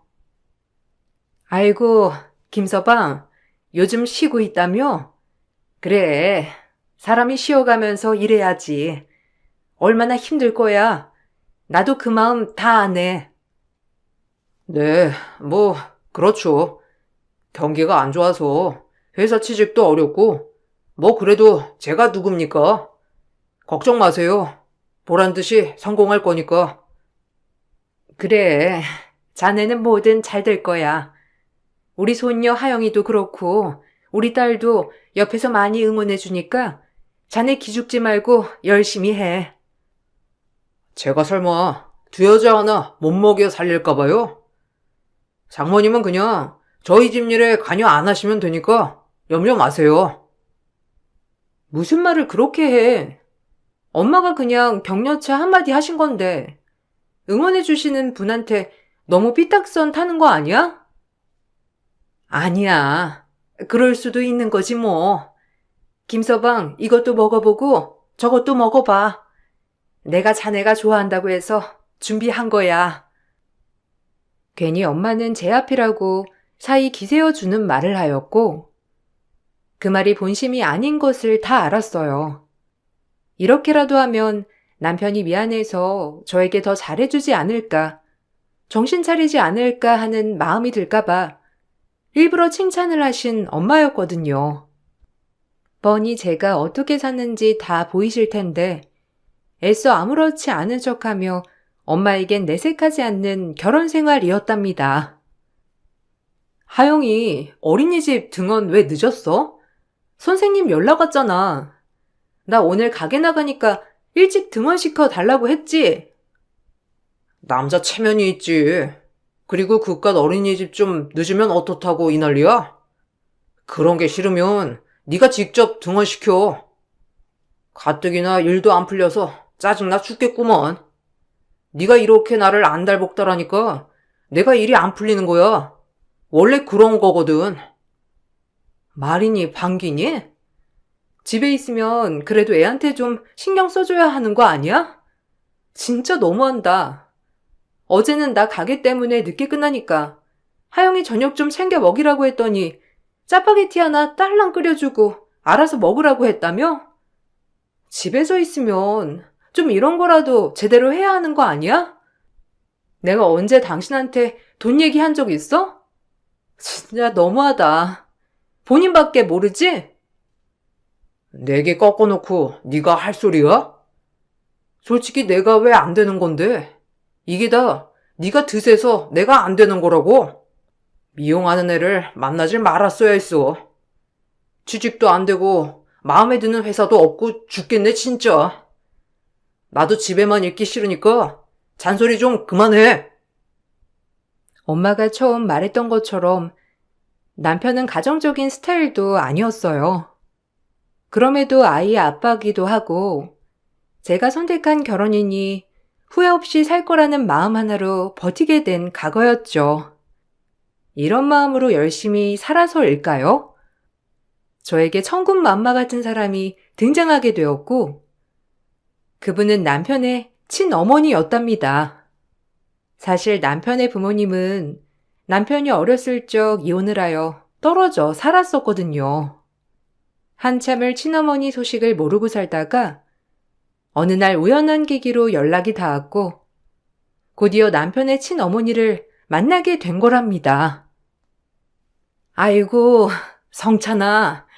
아유, 이렇게 자랄 동안 남 보하고 있었니? 그 세월 아쉽고 슬프구나. 네가 내 며느리구나. 아유, 참하기도 하지. 엄마, 너무 보고 싶었잖아요. 아무리 아빠랑 이혼하셨어도 그렇지. 어떻게 아들을 한 번 안 찾을 수가 있어요? 미안해. 어떻게든 악착같이 벌어서 너 만날 날만 기다렸다. 신모라고 땡전 한 푼 없어서 찾으면 뭐하니? 다 고생인 거지. 이제 아드님도 만나시고 며느리도 있으니까 어머니 외로울 때 언제든 불러주세요. 얼마나 보고 싶으셨겠어요. 제가 슬퍼요. 고맙다. 우리 며느리. 내가 아들도 찾았는데 이렇게 참한 딸 같은 며느리까지 얻어서 복이 있네. 앞으로 잘 지내보자. 어렸을 때랑 똑같아. 멀리서도 내 아들인 줄 알겠다. 너한테 못한 만큼 엄마가 다 갚으면서 살게. 미안하다, 성찬아. 엄마 용서해줘. 고마워요, 엄마. 늘 외로웠는데 저에게도 엄마라는 울타리가 생겨서 정말 기쁘네요. 앞으로 우리 떨어지지 말고 살아요. 처음 시어머니와 남편이 재회했을 때 전 옆에서 엄청 울고 있었어요. 저도 자식을 낳아봤기에 마음이 너무 아팠거든요. 그리고 경제적으로나 뭐로 보나 무능한 시아버지만 뵙다가 성공한 시어머니를 만나니 감회가 새롭더라고요. 첫 만남엔 몰랐지만 시어머님은 알고 보니 부동산으로 엄청나게 큰 성공을 거두시고 지금은 노후가 정말 보장된 채 사시고 계시는 분이었답니다. 이혼 후 여러 번 재혼한 아버님과는 달리 재혼도 하지 않고 오로지 돈만 버셨다고 하더라고요. 그리고 그 모든 것들을 아들을 찾았으니 기꺼이 주는 것도 아깝지 않다고 하시는 분이었어요. 그야말로 남편은 갑작스럽게 돈방석에 앉게 된 것이죠. 세차장 하나 하고 싶댔지? 부지 알아봐라. 내가 이거 하나 못해줄까? 열심히 살아. 네 애비 아래서 뭘 배웠겠냐마는. 그래도 한 아이의 아빠고 한 가정의 가장이니까 열심히 한번 해봐. 엄마가 든든하게 지원해 줄게. 아무것도 안 하면서 마누라 돈으로 사는 게 남자로서 얼마나 창피한 건 줄 아니? 네가 원하는 거 엄마가 차려줄 테니까 대신 성실하게 살아야 한다. 엄마, 감사해요. 세차장도 차리는데 억소리 나는데. 그래도 이렇게 능력 있는 엄마를 두니까 진짜 행복하네요. 그동안 내가 이런 거 해주려고 벌었던 거야. 어떻게든 우리 아들 찾아서 보란 듯이 모든 걸 다 해주고 싶었거든. 어머님, 감사합니다. 제가 옆에서 이 서포트 열심히 할게요. 그래도 큰돈인데 이렇게 선뜻 투자해 주셔서 감사해요. 에이, 투자는 엄마가 아들한테 해주는 건데 그동안 혼자 벌어서 사느라 힘들었지? 내가 그 마음 잘 알아. 여자 혼자 가정 하나를 먹여 살린다는 게 얼마나 힘든 일인데. 그래도 잘 버텨주고 우리 아들 옆에서 안 떠나서 고마워. 이제 고생 끝이야. 시어머니는 저에게도 고맙다고 몇 번이고 말씀을 하셨고, 그렇게 남편은 입에 달고 살던 세차장을 차리게 되었답니다. 규모를 크게 차리기도 했고, 워낙 그쪽이 유동인구가 많은 지역이라 세차장은 초대박이 나게 되었어요. 사업 수완이 과연 좋을까 했던 남편이었지만, 첫 사업치고 굉장히 성공을 거두었고, 오픈한 지 1년이 지나고 거의 투자금을 회수할 정도가 되었죠. 이렇게 본인이 잘 되고 나니 예전에 조금 주눅 들었던 모습은 온데간데 없고 남편은 기세등등해지기 시작했답니다. 사실 애아빠로서 저런 모습은 정말 높게 샀지만 사람이 높은 데 올라갈수록 겸손해야 한다는 주의였기 때문에 남편이 그렇게 마음에 들지 않더라고요. 돈 좀 벌었다고 어깨가 으쓱해져서는 친구고 가족이고 뭐든 본인 아래에 있는 것처럼 행동하기 시작했어요. 남자라면 이 정도 입어줘야 하는 거 아니겠냐? 너도 이제 싸구려 옷 그만 좀 사고 백화점에 가서 좀 사 입어라. 내가 어딜 나다닌다고. 그리고 싸도 질 좋고 예쁘면 장땡이지 뭐. 남들이 내 옷만 보는 것도 아니잖아. 그리고 그 돈이면 하영이 책을 몇 권을 더 사주겠다. 당신도 요새 너무 사치하는 거 아니야? 저번 주에 카드값이 700만 원 나왔어. 아유, 네가 내냐? 내가 내지? 그리고 잘난 엄마 두고 사는데 네가 뭔 상관이야? 이제 예전에 김성찬 아니라니까. 내가 좋은 걸 입고 좋은 걸 먹으러 다녀야 주변에서도 좋은 사람만 붙는 거라고. 그리고 골프도 치고 하면서 발도 넓히고 다음 사업 구상을 해야 할 거 아니야. 하여튼 뭘 모른다니까. 야, 말 나온 김에 가게도 때려치워. 그깟 10평도 안 되는 가게. 뭐? 내일은 내일이지. 그리고 단골이 얼마나 많은데. 아직 하영이도 4살이고 우리 많이 모아야 돼. 둘째도 가져야지. 미쳤냐? 애 낳으면 돈이 또 들어갈 텐데 난 이제 즐기며 살 거야. 그리고 그깟 네일아트에서 얼마나 번다고 이래? 남편과 자녀 계획을 2명까지 해놨던 터라 둘째 생각이 있던 저와는 다르게 남편은 이미 본인이 즐기고 살려고 둘째를 가지지 않겠다고 하더라고요. 사실 이것은 강요한다고 될 일이 아니었기 때문에 남편을 이해하려고 했답니다. 하지만 세차장 사업이 크게 성공을 한 뒤로 오히려 가정에 더욱 소홀해지는 남편이었고 그 모습을 저희 친정 식구들도 달갑게 보진 않았답니다. 김서방이 좀 늦네. 뭐 많이 바쁜가? 그래도 아버지 생신인데 얼굴이라도 비추면 좋으련만. 좀 그렇네. 아, 요즘 사업하느라 정신 없잖아. 내가 날짜를 말해줬었는데 잊어버렸나 봐. 나도 통 못 보거든. 바빠가지고. 에휴, 여러모로 바쁘네. 그래도 바쁜 게 좋은 거니까. 너도 너무 바가지 긁지 마라.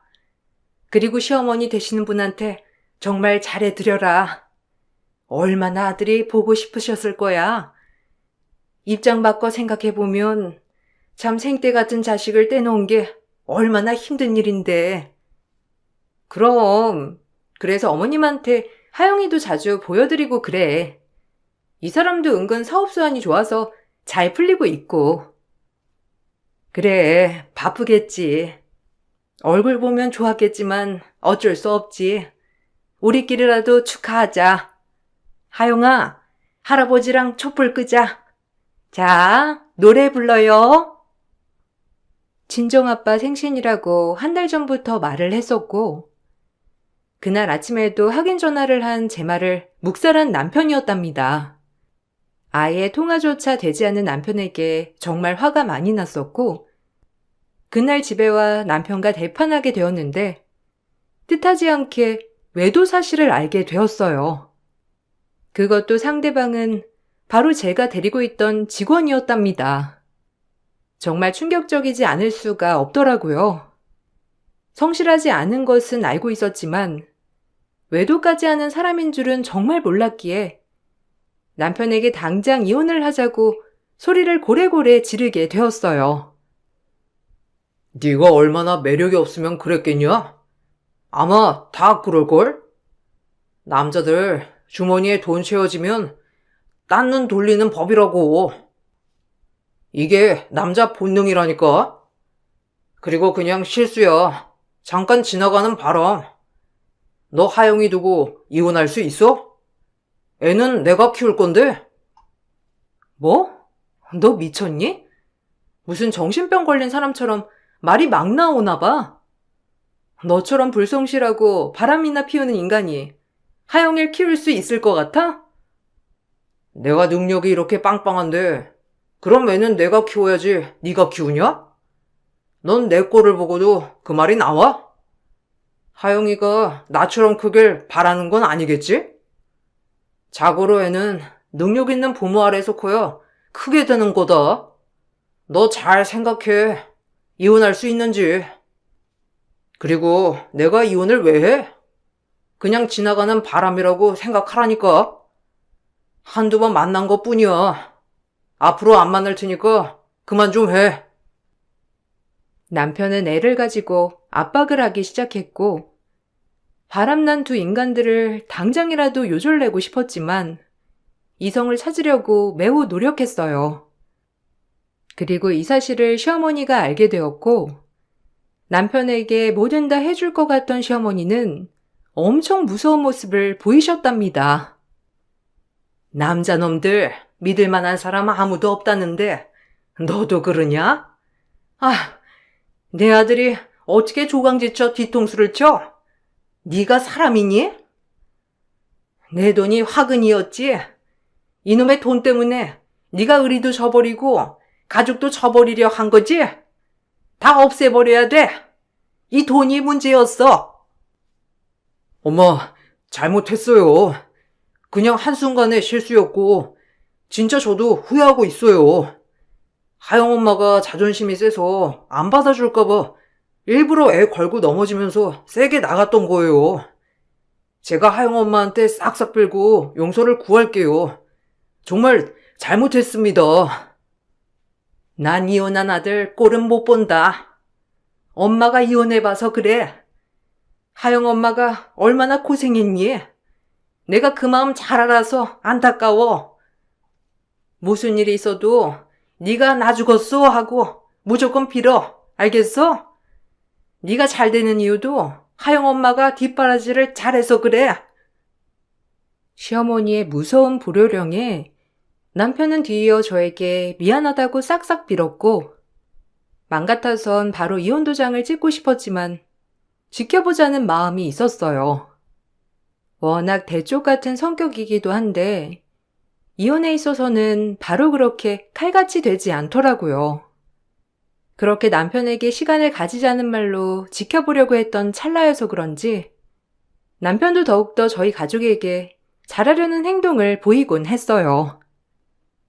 내가 오늘 끝나고 하영이 픽업하고 당신 가게 데리러 갈까?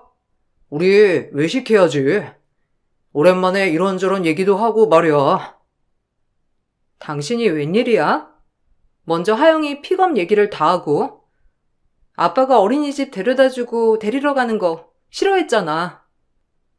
그땐 내가 진짜 백수였으니까 그랬던 거고, 능력 있는 사업가가 못할 게 뭐야. 나한테 하영이 맡겨도 내가 할게.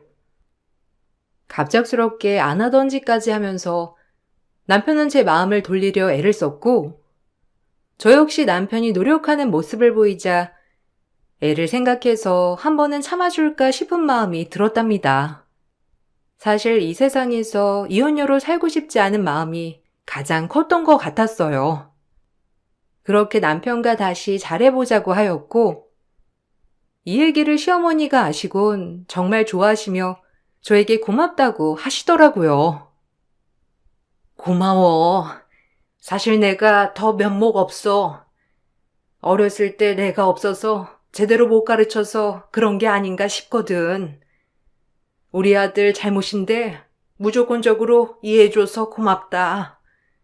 아마 성찬이가 이제 너한테 정말 잘할 거야. 나랑도 약속했고. 그러니까 믿어줘. 네, 어머님, 저도 이 믿기로 했어요. 안 그런 사람도 정말 많지만 그냥 남자들 흔히 하는 지나가는 바람이라고 생각하려고요. 저도 너무 닥달한 것도 없지 않아 있기도 하고 뭐 숨 막혀서 밖으로 돌았을 수도 있죠.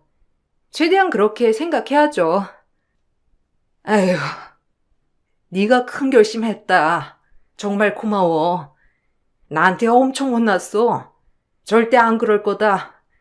우리 며느리 이해해줘서 고마워. 그렇게 모든 걸 덮기로 했어요. 남편은 인성이 개조된 것처럼 행동했지만 다시금 슬슬 밖으로 나돌더니 예전의 남편으로 돌아오기 시작했답니다. 사람 절대 고쳐 쓰는 거 아니라는데 그럼 그렇지 않은 생각이 들었지만 언젠가 모든 걸 후회하고 가족에게 잘할 날을 기대했던 것 같아요. 그리고 명절이 되었고 시댁에 들렀다 친정에 가는 길 남편은 또다시 궁시렁대며 짜증을 내더라고요. 아휴, 피곤해 죽겠네. 명절은 왜 있는 거야? 나 같은 잘 나가는 사업가가 이리저리 다녀도 모자랄 판에 꼭 가야겠냐? 장난해? 아버지 생신 때도 참석도 안 하고 당신 우리 부모님 뵌 지가 언제인 줄 알아? 진짜 적당히 좀 해. 못 참겠으니까. 못 참긴 뭘 못 참아. 그냥 돈 100만 원 드리면 되지. 꼭 얼굴까지 비춰야 하냐고. 이런 날이라도 좀 제발 나 좀 쉬자. 어제 술 퍼먹고 늦게 들어오고선 쉰다고? 막말로 당신이 하는 게 뭐가 있어? 당신 가게야 직원들이 관리하는 거지. 뭐? 너 나 무시해? 내가 누군데? 너 밥 얻어먹고 살기 싫구나? 네 가게 한 달 매출? 나 그거 이틀이면 벌어. 가는 길에도 남편과 고성이 오갔지만 꾹 참았어요. 그래도 친정에 가는 길이니 좋은 모습을 보여드리고 싶었거든요. 그렇게 친정에 도착하고 나서 이런저런 부모님과 얘기를 하려 했는데 남편은 명절날 친정에 와 TV만 보며 낄낄거리고 있더라고요. 심지어 친정아빠도 엄마를 도와 이것저것 하시는데 사이라는 인간은 낄낄대기 바빴고 그 모습에 너무 화가 나 음식 좀 나르라고 타박을 주었답니다. 그러자 남편은 욱했던 것인지 대뜸 그 밥상을 뒤엎고 생 난리를 치며 소리를 치더라고요. 백년 손님한테 어디다 대고 음식을 나르래? 날 이렇게 대접해도 돼? 아니 장모님이 말씀해 보세요. 제가 이런 대접 받아야겠습니까? 아까 차에서 올 때부터 진짜 못 참겠네. 네가 나를 이따위로 대접하는 이유가 뭐야? 감히 나한테?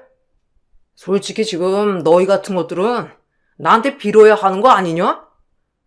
내가 가진 돈이 얼마고 엄마 같은 뒷배가 있는데 막말로 이렇게 평범한 가족들이 나한테 잘 보여야지.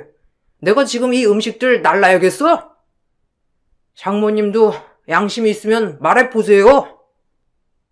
자네, 뭐라고 했어? 내가 그동안 우리 딸 봐서 참았는데 지금 여기가 어디라고 밥상을 엎어? 뭐 이딴 게 다 있어? 야, 네가 결혼하고 한 게 뭐야? 미어도 사이라고 대접해줬더니만 이제 돈 좀 생기니까 우리 딸이랑 우리가 물러보여? 안 되겠다. 더 이상 이렇게 참지만은 못하겠어. 너 같은 건 물사대기도 아까워. 버릇없고 개념 없는 천하의 못쓸 놈. 그 순간 엄마가 통곡하며 분노를 냈고 이렇게 예의 없는 남편에게 엄마는 물김치 국물을 쏟아내며 따지기 시작했어요. 드라마에서만 보던 김치 싸대기를 남편이 맞게 된 것이죠. 남편은 물김치 국물을 맞자 소리를 지르며 딸에게 수건을 가져오라 시켰지만 딸은 이미 이 사태가 무서워 울고만 있었습니다. 엄마는 그동안 쌓인 것들을 다 푸는 것인지 주저앉아 울기 시작했고 아빠는 원래도 말이 없으신 분이지만 그날은 화가 났는지 제 남편에게 소리를 치며 고래고래 나가라고 화를 내시기 시작했어요. 그때 마침 집문을 열고 들어오는 분으로 인해 남편 인생이 나락으로 떨어지고 말았어요. 본인 팔자 본인이 직접 꼬은 거나 마찬가지죠. 아니, 이게 다 무슨 일이야? 사돈, 일어나 보세요. 아니, 왜 이렇게 울고만 계십니까? 너 꼴은 이게 뭐고? 얼른 말해봐. 어머님, 죄송한데 저 인간이랑 진짜 못 살 것 같네요. 바람 피운 것도 모자라서 여기가 어디라고 제멋대로 밥상 없고 자기가 사업하고 돈 많이 버는 남자이니 대접을 해줘야 한다는데 진짜 기가 차서 말이 안 나와요. 이딴 인간 밑에서 애가 뭘 배울지도 모르겠고요. 저희 엄마 아빠가 왜 이런 취급을 당하셔야 하는지도 모르겠고요. 미련하게 인연을 제가 붙잡고 있었던 것 같네요. 너 진짜야? 네가 사돈 어른들 앞에서 지금 밥상 없고 이 소란 피운 거야? 아이고, 피는 못 속인다더니 진짜 더럽다. 사돈 어른들, 제가 대신 사죄 드릴게요. 죄송합니다. 어려서 돌봐주지 못해 보고 배운 게 없는 아들, 제가 대신 사죄 드려요. 엄마, 아들이 지금 김치 싸대기를 맞았는데도 그런 소리가 나와요? 이런 게 사이 대접을 못 받는 수준이라고요. 입 다물어. 넌 이제 내 아들 아니다. 원래도 없이 살았으니 없는 것처럼 살아. 지 애비랑 똑같아가지고 내가 네 애비랑 왜 이혼했는데? 바람 피우고 지 밖에 모르고 난 그런 인간들을 보면 혐오감이 들어. 알겠니? 근데 너까지 그러니 난 너 같은 아들 못 참아. 넌 그냥 그 핏줄이었어. 늙음하게 애를 찾는 게 아니었는데 이런 걸 보자고 찾았구먼. 됐고 다신 연락 마라. 시어머니는 그 길로 바로 집으로 가셨어요. 사실 명절에 혼자 계실 어머니가 안쓰러워 저희 친정에서는 어머니까지 초대하여 맛있는 음식을 대접하려 했던 것이었고 그로 인해 어머님이 방문 후 이런 모습까지 보게 된 것입니다. 시어머님은 생각보다 강단이 있으셔서 남편에게 차려준 세차장을 바로 다른 사람에게 넘기려고 했어요. 어머님 명의라 가능했고 남편의 카드값 또한 내주지 않았으며 남편에게 투자하기로 한 다음 사업 금액마저 주지 않으셨답니다. 그리고 일체 남편의 연락을 받지도 않으셨고요.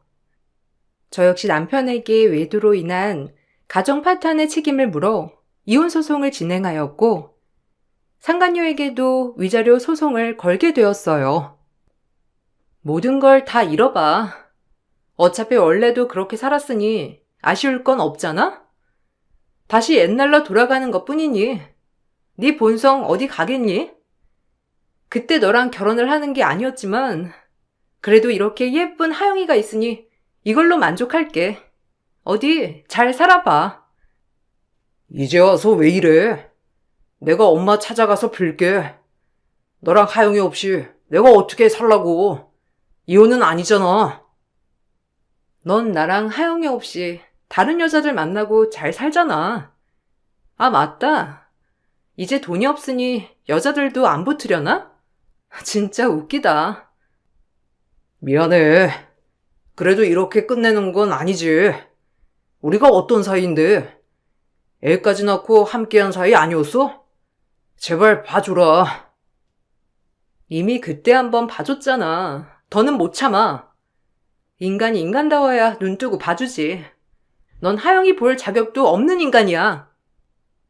남편은 그제야 애절하게 빌었지만 이미 제 마음을 돌리기엔 역부족이었고 결국 전 이혼을 했답니다. 그리고 위자료 또한 많이 받을 수 있었어요.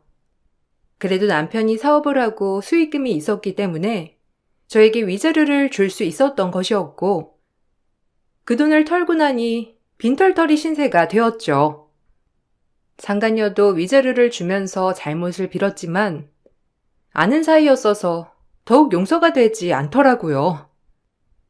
내 남편이 그리 잘나 보였으니까 너 가져. 이제 뭣도 없지만 그래도 사랑해서 만난 거 아니겠니? 내가 언제까지 봐줄 줄 알았어? 내 앞에서 사장님 하면서 실실거리더니 뒤에선 내 남편을 만나? 그래, 네가 무슨 죄니?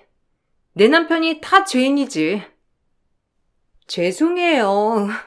정말 오빠가, 아니, 사장님 남편이 자꾸 꼬시는 바람에 그래도 이 동네에 소문 내지 말아주세요. 왜? 너도 가게 내서 장사하게? 그렇게는 못하지. 네가 어떤 애인 줄 알고 손님들을 받으려 해? 너 같은 애 무서워서 어떻게 다니겠니? 너 이 동네에서 장사할 생각 말어라. 나한테 걸리면 그날로 문 닫게 해줄 테니까 잘 알아들어야 할 거야. 그리고 남편은 세차장도 그리고 집도 가족도 모두 잃었답니다. 이런 말하긴 그렇지만 시아버지의 인생과 똑같이 된 거예요. 시아버지도 늘 여자들만 만나고 다니면서 일도 안 하고 돈도 안 벌고 그렇게 살아서 남편이 항상 욕을 했는데 본인도 별반 다를 거 없는 인생을 살게 된 거랍니다. 이런 걸 보면서 피는 못 속인다는 생각을 하게 되니 참 허탈하고 웃음이 나왔어요. 모든 걸 다 잃으니까 이제 좀 실감나? 당신 아버지 그렇게 욕하더니 당신이 낳은 게 뭐야? 당신도 똑같아. 보고 배운 게 그것밖에 없으니 뭐 어쩌겠냐마는 그렇다고 합리화하기엔 세상에 멀쩡한 사람들이 너무 많거든. 아무리 불우한 상황에 있어도 그저 본인 앞길을 위해 모든 유혹 저버리고 열심히 사는 사람이 훨씬 많아. 그러니까 정신 차리고 살아. 엄마한테 네가 한마디만 해주면 안 될까? 솔직히 엄마도 나한테 이러면 안 되지. 날 키워주기랬어. 뭘 하기랬어. 그건 네가 직접 말해. 어머님도 진짜 안타깝다. 하나 있는 아들 찾았는데 아들이 이 모양 이 꼴이니 얼마나 실망하셨겠니? 본인 마음도 아프지만 아마 더 화가 나셨을 거야. 그렇게 싫은 전 남편이랑 똑같은 아들인데 얼마나 소름이 끼치겠어.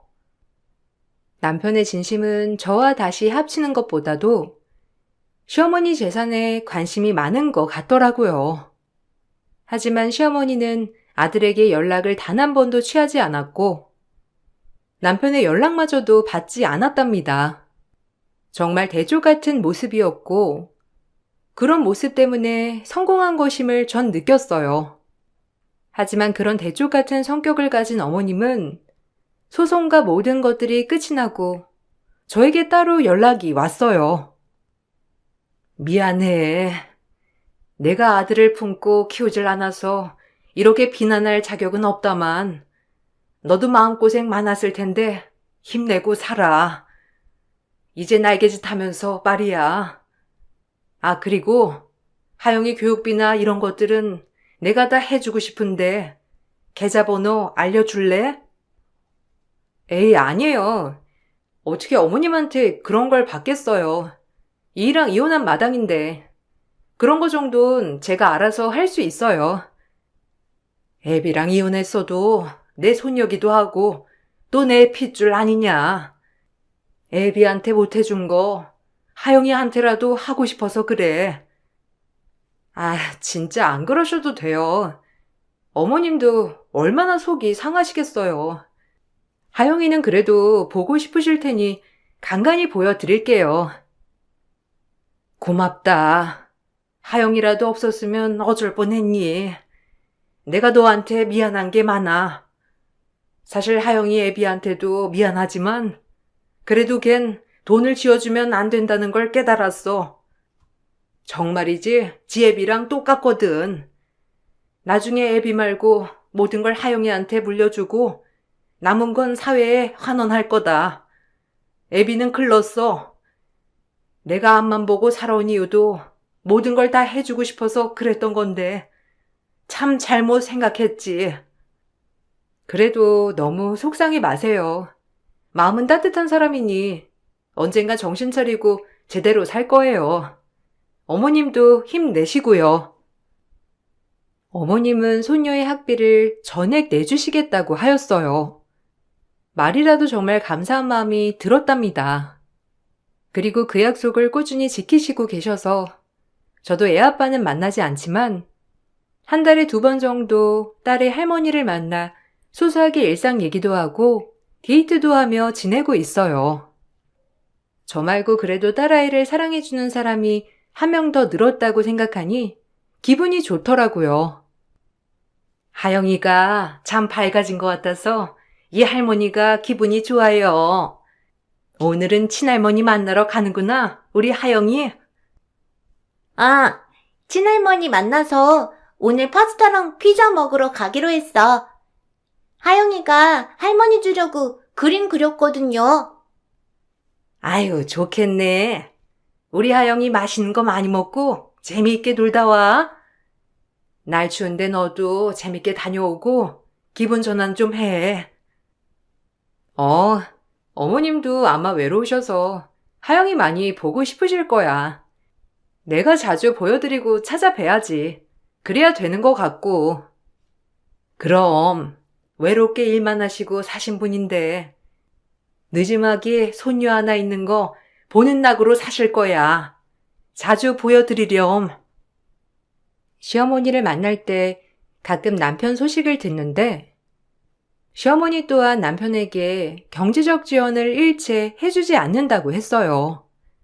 그럼에도 남편은 시어머니를 종종 찾아뵈면서 돈을 달라는 식으로 말을 하고 있는데 그럴 때마다 정신을 차리지 못한 것 같다며 시어머니는 저에게 하소연을 하시더라고요. 하지만 대쪽 같은 시어머니이기에 마음이 약해질까봐 걱정은 안 되더라고요. 그리고 너무 미운 남편이었지만 그래도 남편의 역할을 시어머니가 해주시는 것 같아 조금은 나아진 것 같아요. 이혼을 하면 제 인생이 끝나는 줄 알고 힘들었지만 이렇게 결정하고 보니 정말 잘했다 싶은 게 이혼이네요. 아, 그렇다고 이혼을 강력 추천하는 건 아닙니다. 남편이 미운 것도 사실이지만 그래도 행복하게 지냈으면 좋겠는 마음이고 저 역시 싱글맘으로서 잘 헤쳐나가야겠다고 다짐하며 글을 마쳐볼게요. 여러분, 일교차가 심하니 감기 조심하시고 건강 챙기시길 바랄게요. 감사합니다.